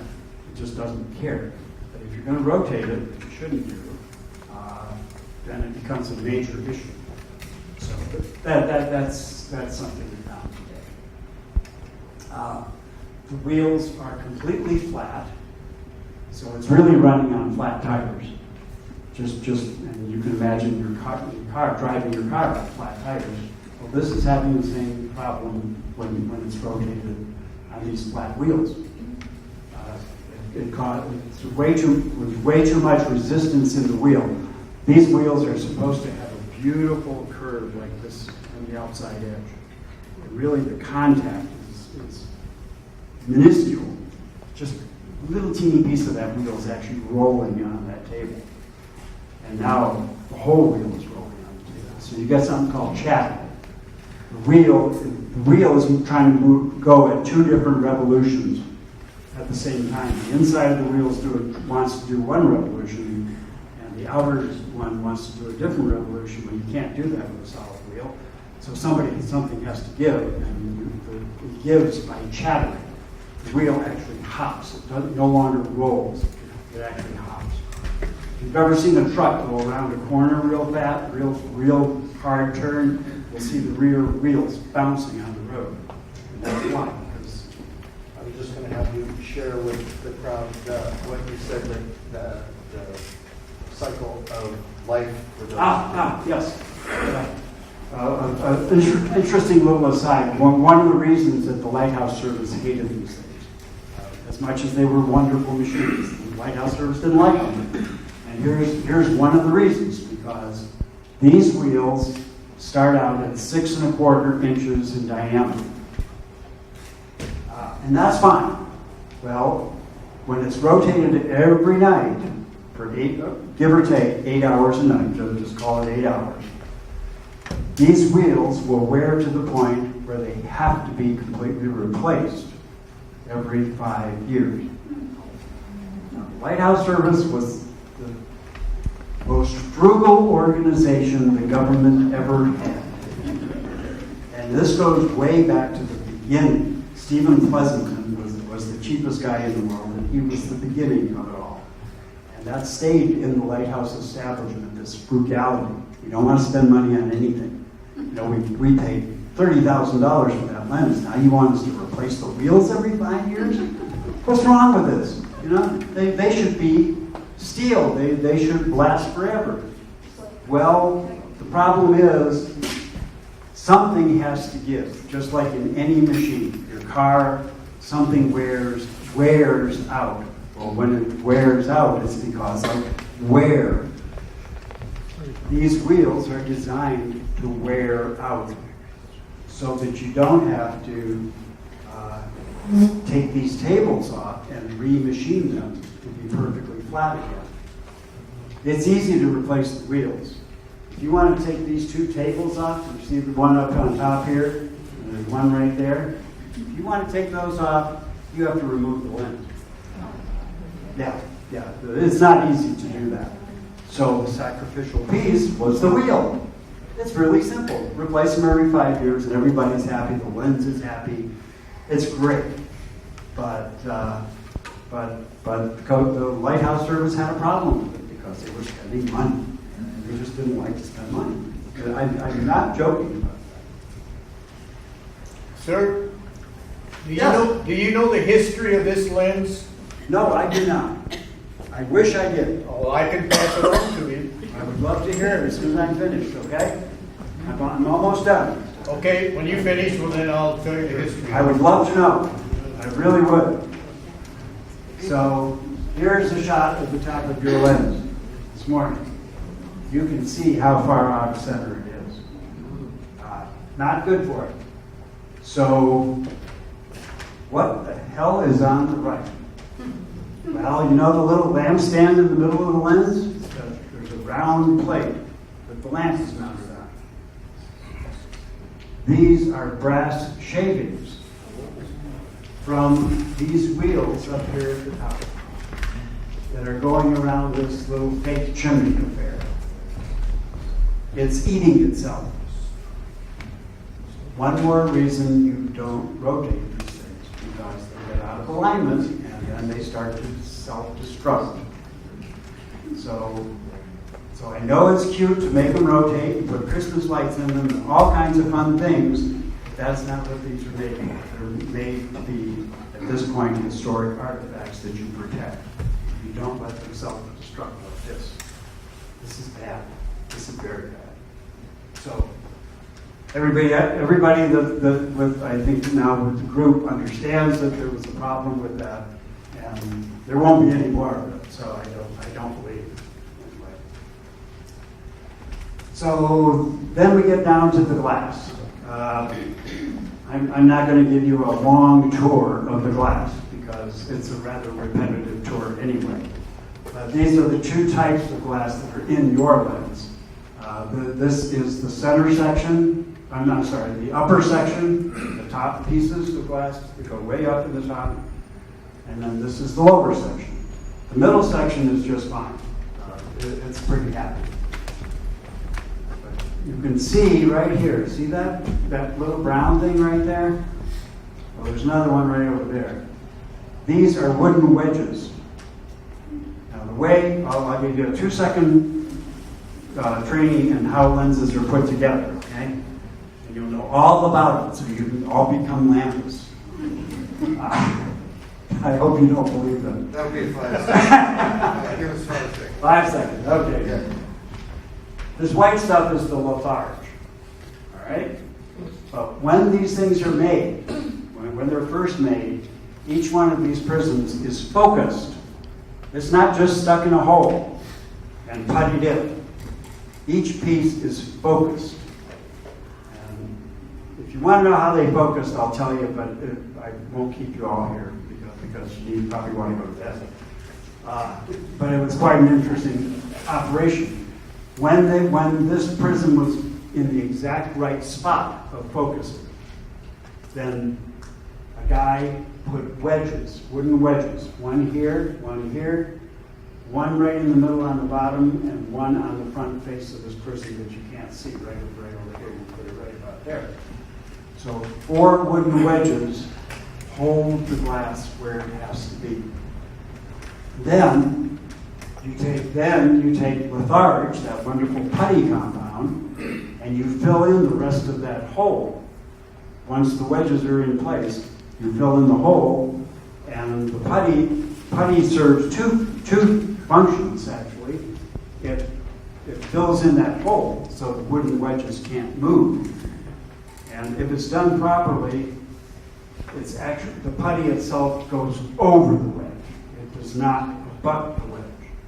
Because this wedge is all dried out now because it's in the air.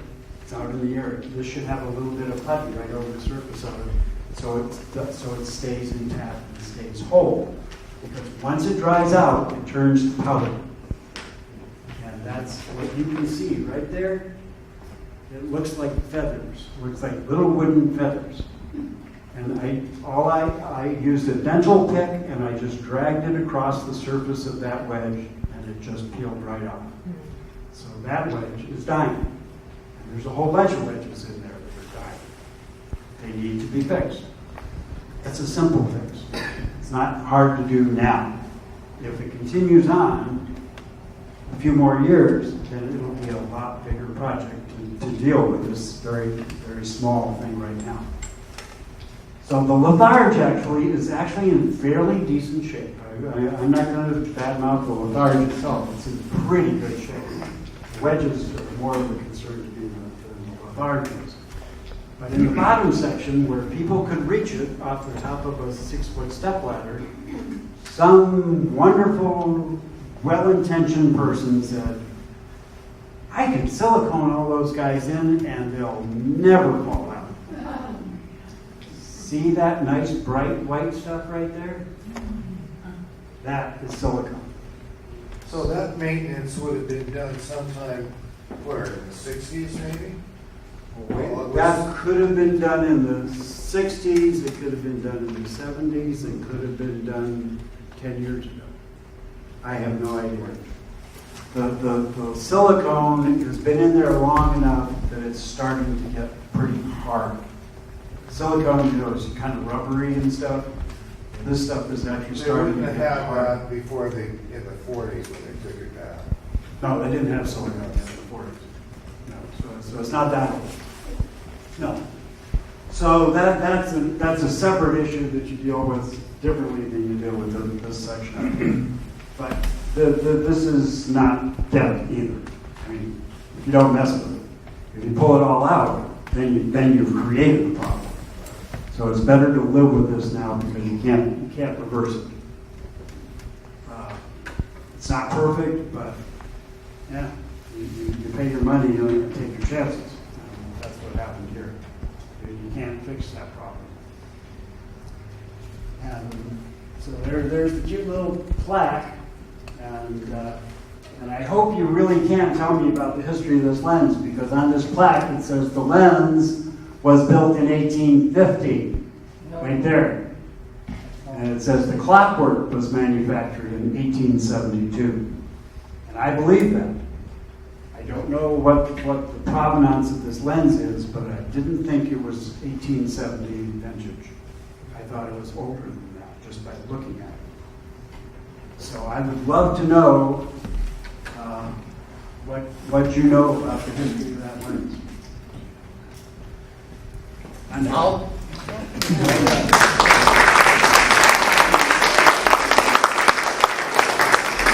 Any other questions? Would you like to take a few questions? I'll be happy to take a few questions if you wouldn't mind, just or is it real quick? Yeah. Okay, my name is Jerry McKinnon. I've lived in Cambria since 1977. My parents bought lots in Cambria in 1949. The same year of the earthquake that put a fracture in that brick double-walled column. And because of that earthquake, the lens was removed. Now, the manner in which the lens was removed, they didn't have a big crane 150 feet up into the air to lift it off and put it down. It was disassembled in pieces. Those pieces were put on the edge of the cliff that goes into the ocean. They were just scattered around there. The Coast Guard had no use for them. They were just exposed to the elements. Well, along the way, the Lions Club took an interest in that. Now, maybe some of you old-timers remember a guy by the name of Bing Boyson. There's your man. Bing Boyson and Alex, and I can't remember Alex's last name, Palmer, Ron Palmer. There were several names. Canberra's a small town. Yeah, a little over 2,000 people at this time. And everyone knew everyone. So the Lions talked to the Coast Guard, and the Coast Guard said, well, he ain't going to do nothing with it, so yeah, go ahead, take it. So they took the pieces down, and they reassembled it on a concrete slab that is between those two giant trees. And today, there's a little building sitting on that concrete slab. They brought it down, they reassembled it. And sir, it sat in the elements for probably 50 years. I know that. And it was a playhouse for the children. It was a target for throwing rocks. All kinds of stuff happened to that Lighthouse lens that sat out there on that pad. Well, I'm sorry I'm not a member of the Lions Club, but from what I understand, they took an interest in really preserving that lens. Bob Lane. And so, that's it. Yeah. And so they constructed what you see out there now as the platform and reassembled the lens inside what became a building. It was on a pad. All right. Then they built the structure around it to protect it. But in the process of reassembling the lens, I learned a couple of things. The Coast Guard men were up inside, and we had a block and tackle, and we hoisted up the pieces and shoved them over, and the Coast Guard on the inside put the nuts and bolts wherever they belong to hook it all together. It took several days to accomplish that. But one of the days, Ron Palmer and I were over on the west side of it, on the ocean side, and we were working, and Al was down below with the block and tackle hoisting the pieces up.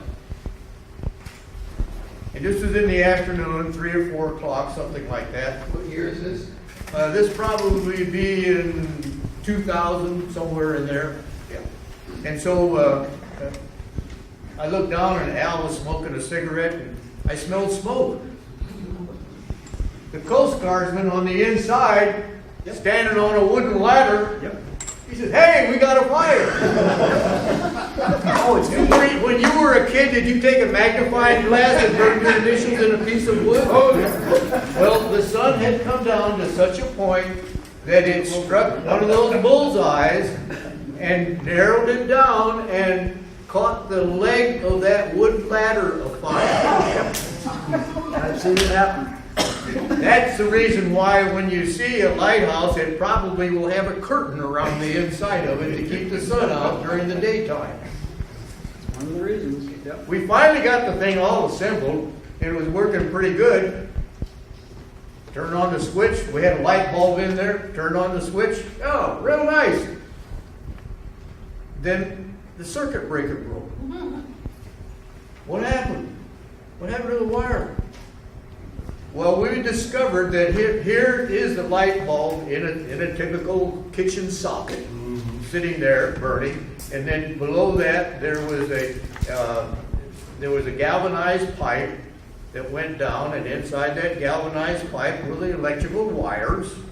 All right, that galvanized pipe was directly in line with the bullseye in the sun.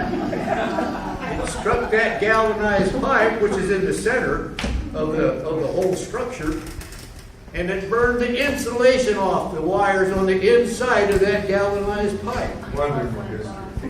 No, yeah, and that's you see it the way it is now. You got to remember it sat out in the elements for quite some time. I know. Now Alex was a mechanic. Alex was a machinist. Alex took those wheels that you were talking about, put them on his lathe and trued them up.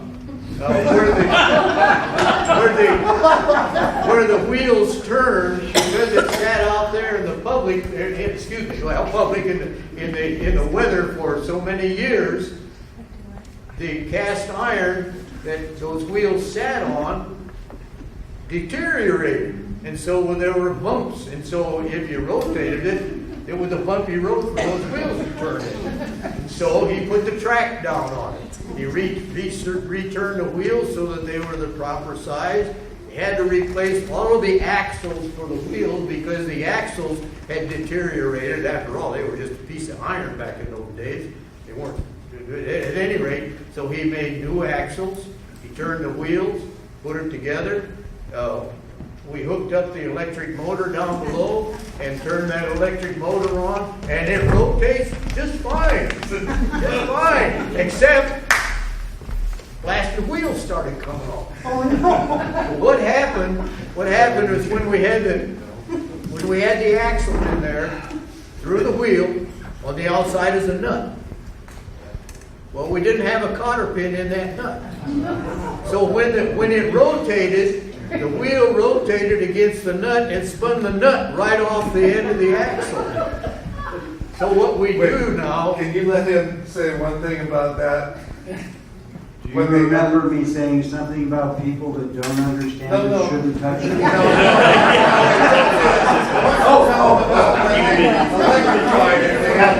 Yeah. Real quick. Yes. When the lens operated by the weight dropping down the tower, spinning the clockwork, the lens turned, if you were standing at the top of the lens looking down, the lens turned counterclockwise. Right? Right. When they electrified them, they changed the drive system with a drive motor and a gear, and it reversed the direction of the lens. No longer is it moving counterclockwise, it's moving clockwise. If you think about the lens, the wheels are going this way now around the table. And they're unscrewing the bolt and the nut on the end of it. Not anymore, no. I know that. What we did, we took the I know belt that. that was on the drive for the electric motor up to the drive. We just gave it a figure 8 and made it turn in the opposite direction. That worked just We fine. don't have cotter pins. That works They just fine. when they did that, they drilled When the them Coast off Guard and put did it, cotter they electrified them, they Yeah. just drilled a hole through the shaft and put a cotter pin in there so it couldn't back off. You validate every piece of history. I love the story. Keep going. That's great. It's every lighthouse, I'm sure, has its own little story. Absolutely, they do.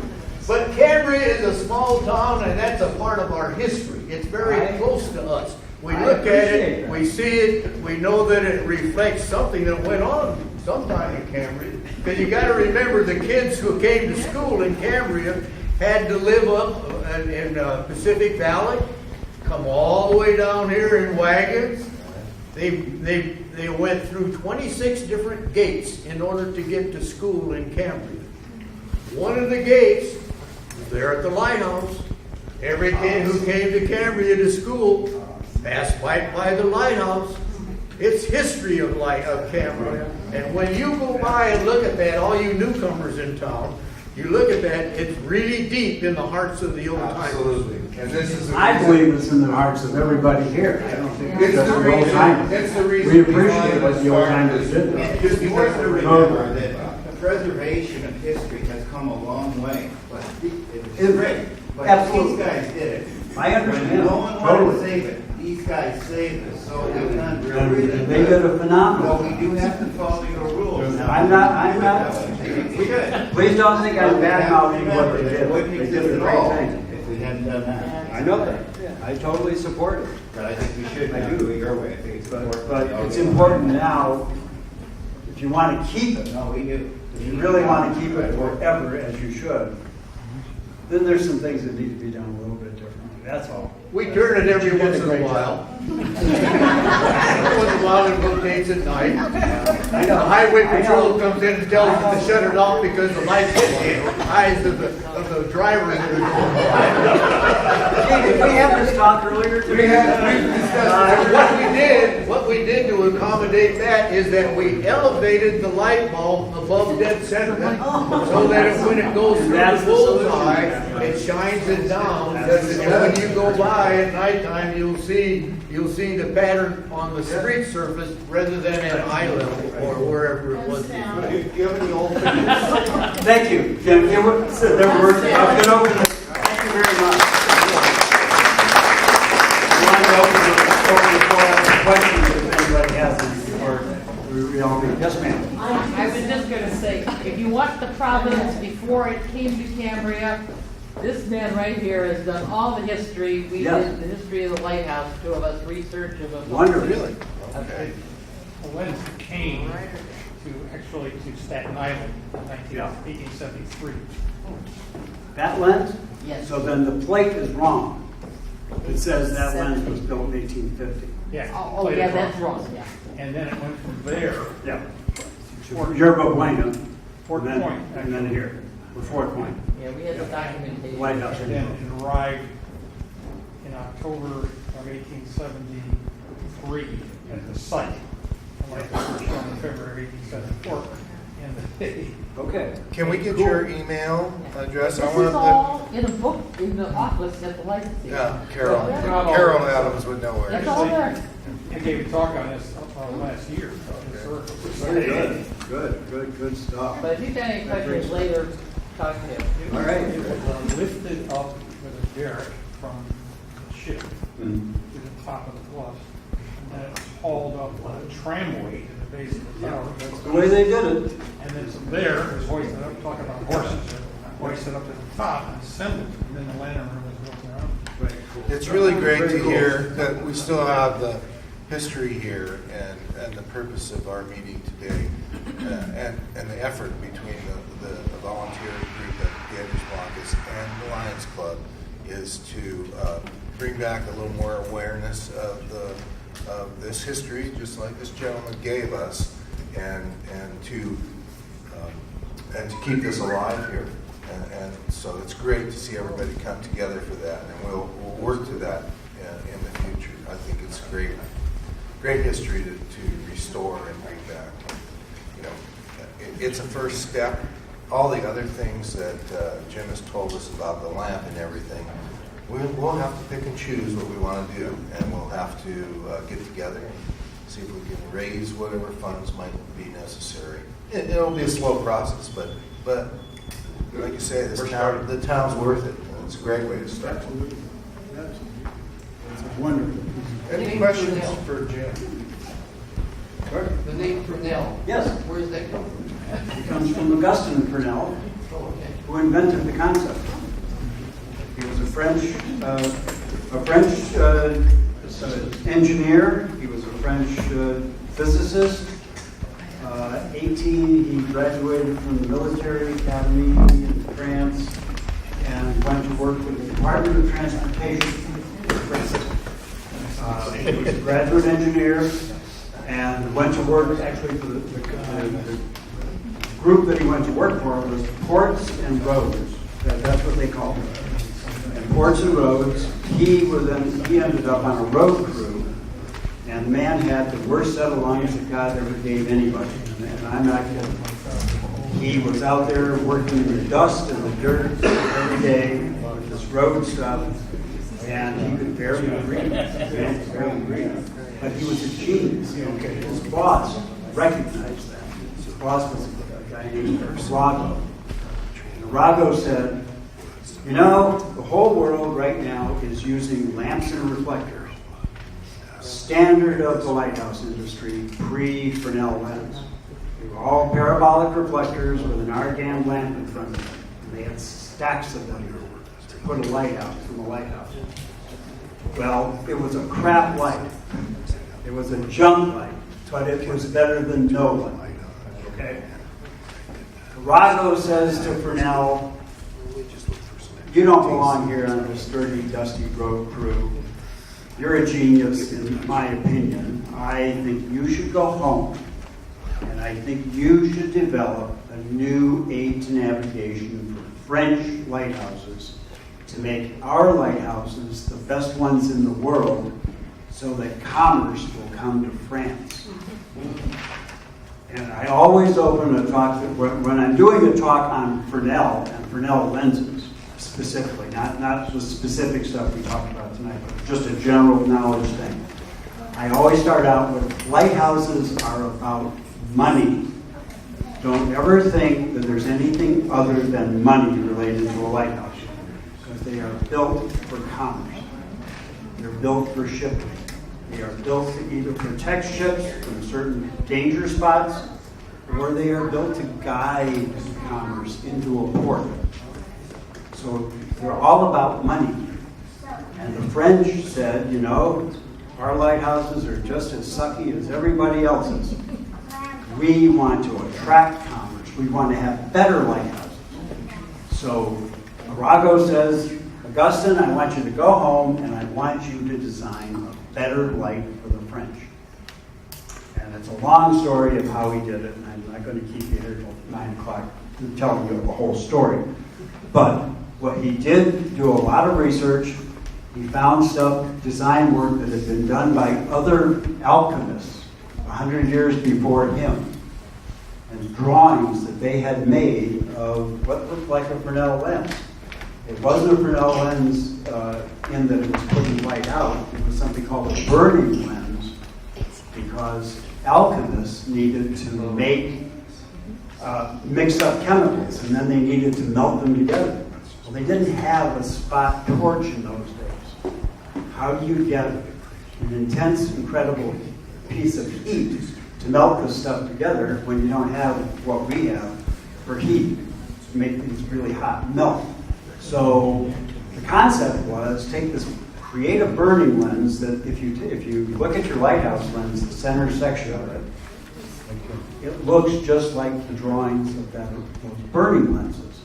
The concept was that you took sunlight, He ran it through these concentric rings of glass that would ground to a very specific dimensions. And it would focus the light to a point. It would focus the sunlight to a point. And that point was damn hot. You could melt things with that heat. And that's what the whole concept of burning lens was about.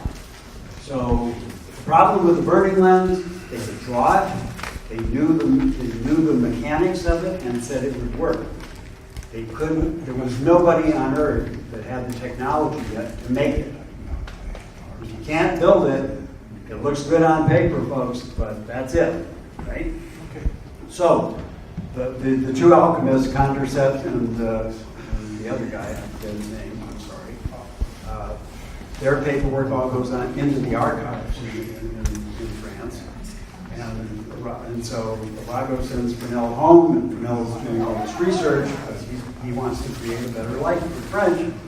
And he comes across the work of Buffon and Condorcet, the burning lens.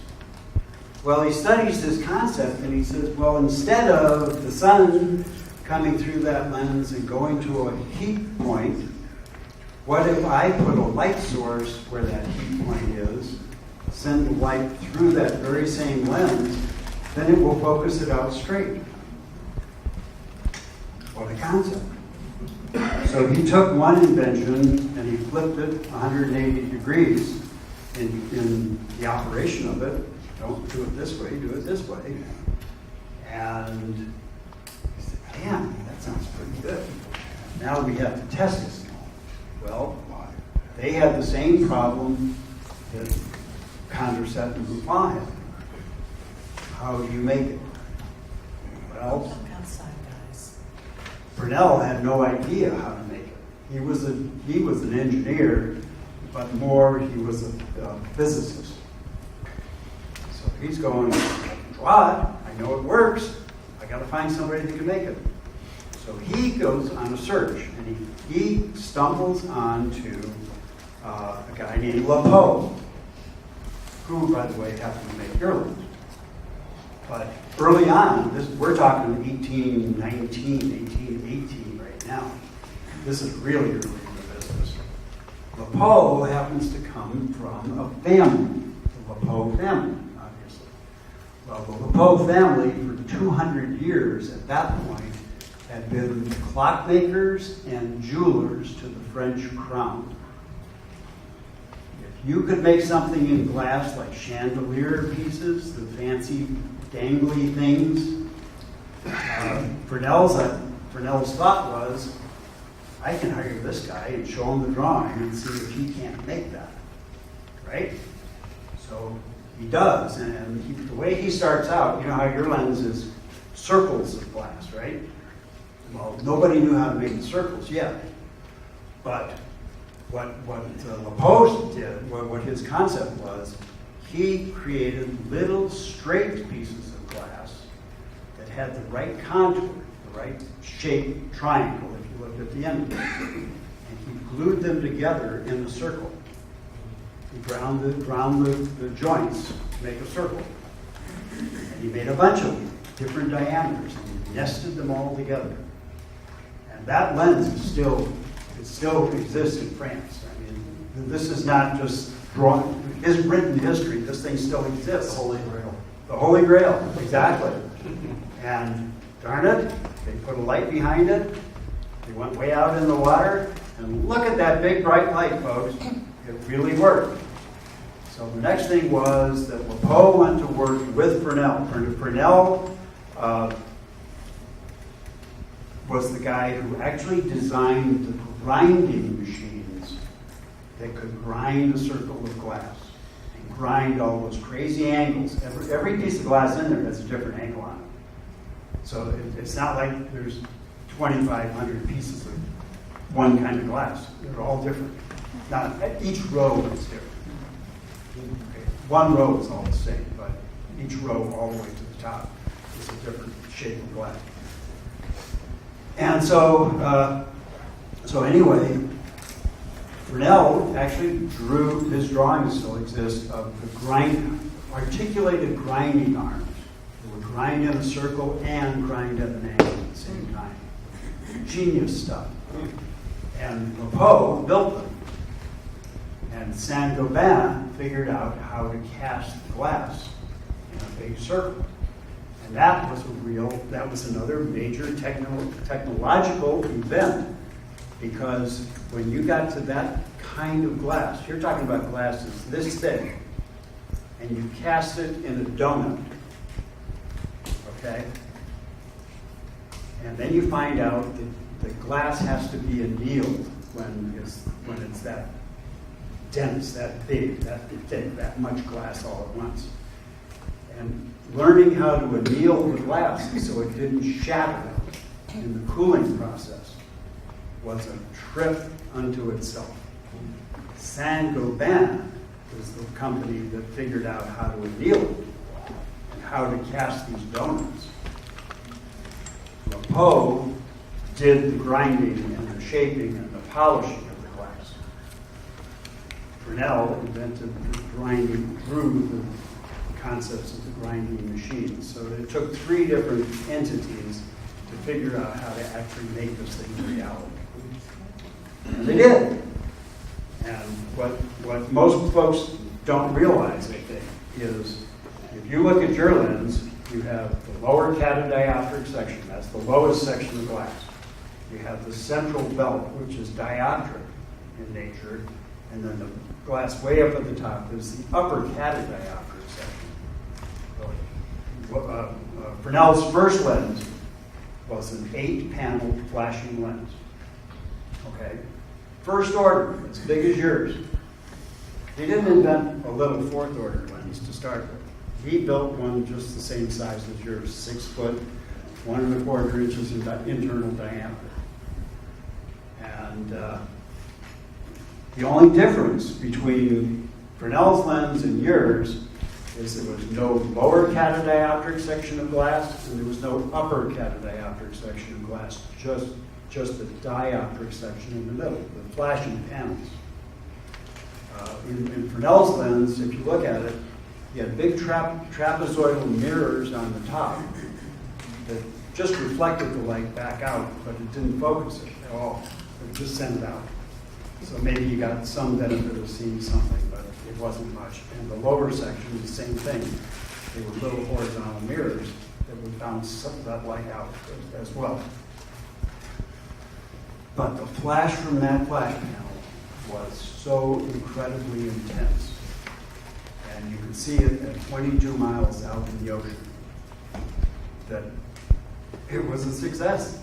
French commerce, the commerce in France just went, let's all go to France. So, sorry if I'm keeping you awake, but I love to talk about this stuff. Now you've got me on a roll. And I promise I'll shut up here in a few minutes. But where did the upper and lower sections of the lens come from? Well, believe it or not, the British invented that. Now, how long in 1817, 1818, 1819, how long have the French and the British been at war with each other? Oh, I don't know, 1,000 years maybe? Something like that? Well, hey folks, the British go to the French and they say, we've heard about your wonderful invention for lighthouses, we'd like to buy some. The French say, are you kidding? We wouldn't sell you one for $1 billion. These are ours. We're not giving you this stuff. We're not selling it to you, because then you're going to copy it. Well, so bottom line is, in typical French fashion, and I apologize if anyone in here is of French descent, but the French did what the French do best. They went on strike. And the French glassmakers went on strike. This is a true story. And the British said, oh, here we go. They sent a contingent to France with a little bag of gold and said, if you guys came to work for us, you can have this bag of gold and you can help us make lenses just like you do here. Why not? Who cares? whole little contingent of French glassmakers went across the English Channel, and the technology was then given to the British. The early British lenses looked identical to the French lenses. They only had a flash panel, nothing else. But if anybody knows much about lighthouses, you know the name Stevenson. The Stevenson family in Great Britain, they're actually Scottish, they're not English. But the Stevenson family were all lighthouse engineers, except for Robert Lewis, who went out to be a writer. He's the only Stevenson that was not in the lighthouse business, I'm pretty sure. And the Stevensons were genius lighthouse engineers. They were good. And they took the concepts of that lens. They understood them. They understood the mathematics of it. And let's see, Alan Stevenson in 1840 designed the lower catadioptric section. And that's really important because now you're not losing all that light that misses that flash panel and goes under it and is lost as far as efficiency of the lens. So now, instead of only having a third, essentially a third of efficiency, they designed the lower cats. And the lower cats make it 2/3 efficient. Well, Alan's brother, Thomas, in 1850 says, well, if my brother can do that at the bottom of the lens, look what I can do at the top. And the upper beehive-shaped part of the lens, that is credit. You give all the credit to Thomas Stevenson for doing that in 1850. And that became this conventional standard lighthouse lens for everybody. And the French said immediately, why didn't we think of that? And they did their own. I mean, they immediately copied it because it was such a good idea. So if you look at a British lens or a French lens, they all look the same now because the technology was so perfect. And it uses 85% of the light that comes from the light source. It all goes out and is focused out there for the mirror. Phenomenal machine. It's just the best machine in the world. I love it. You're going to tell them. I really do. You're going to tell them the story about how they eventually settled on the name. Oh, of the sure, lens, sure. because that falls into that. There's a document which is a report on the engineering meeting in England of lighthouse engineers, and I forget the exact date. It was about 1890, thereabouts. I'm sorry, I don't remember that date. But now the British can take credit for doing 2/3 of the design of the lens. French only get credit for 1/3, technically. So all these British and French engineers are talking and presenting papers at this engineering conference about lighthouse lenses and the benefits of this over that, over this, over that, and all these different little inventions that people were coming up with, and better ways to do this and all that. And what became the major focus of the convention was focus. There's that word again. I love it. Was what are we going to call this machine? What are we going to call it in general?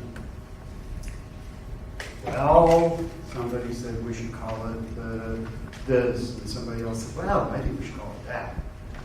And one of the most senior lighthouse engineers in England got up and made this phenomenal presentation and said, we should call it a Fresnel lens. Because without Fresnel, we would have none. And there was bickering in the crowd, and how can us He's French. but the Englishman possibly put a French name on this phenomenal invention. We want to name it for us somehow. And the guy was really adamant in his argument about it should be named for Fresnel. By the close of the convention, everybody voted it should be called a Fresnel lens. And so that's why it's called a Fresnel lens.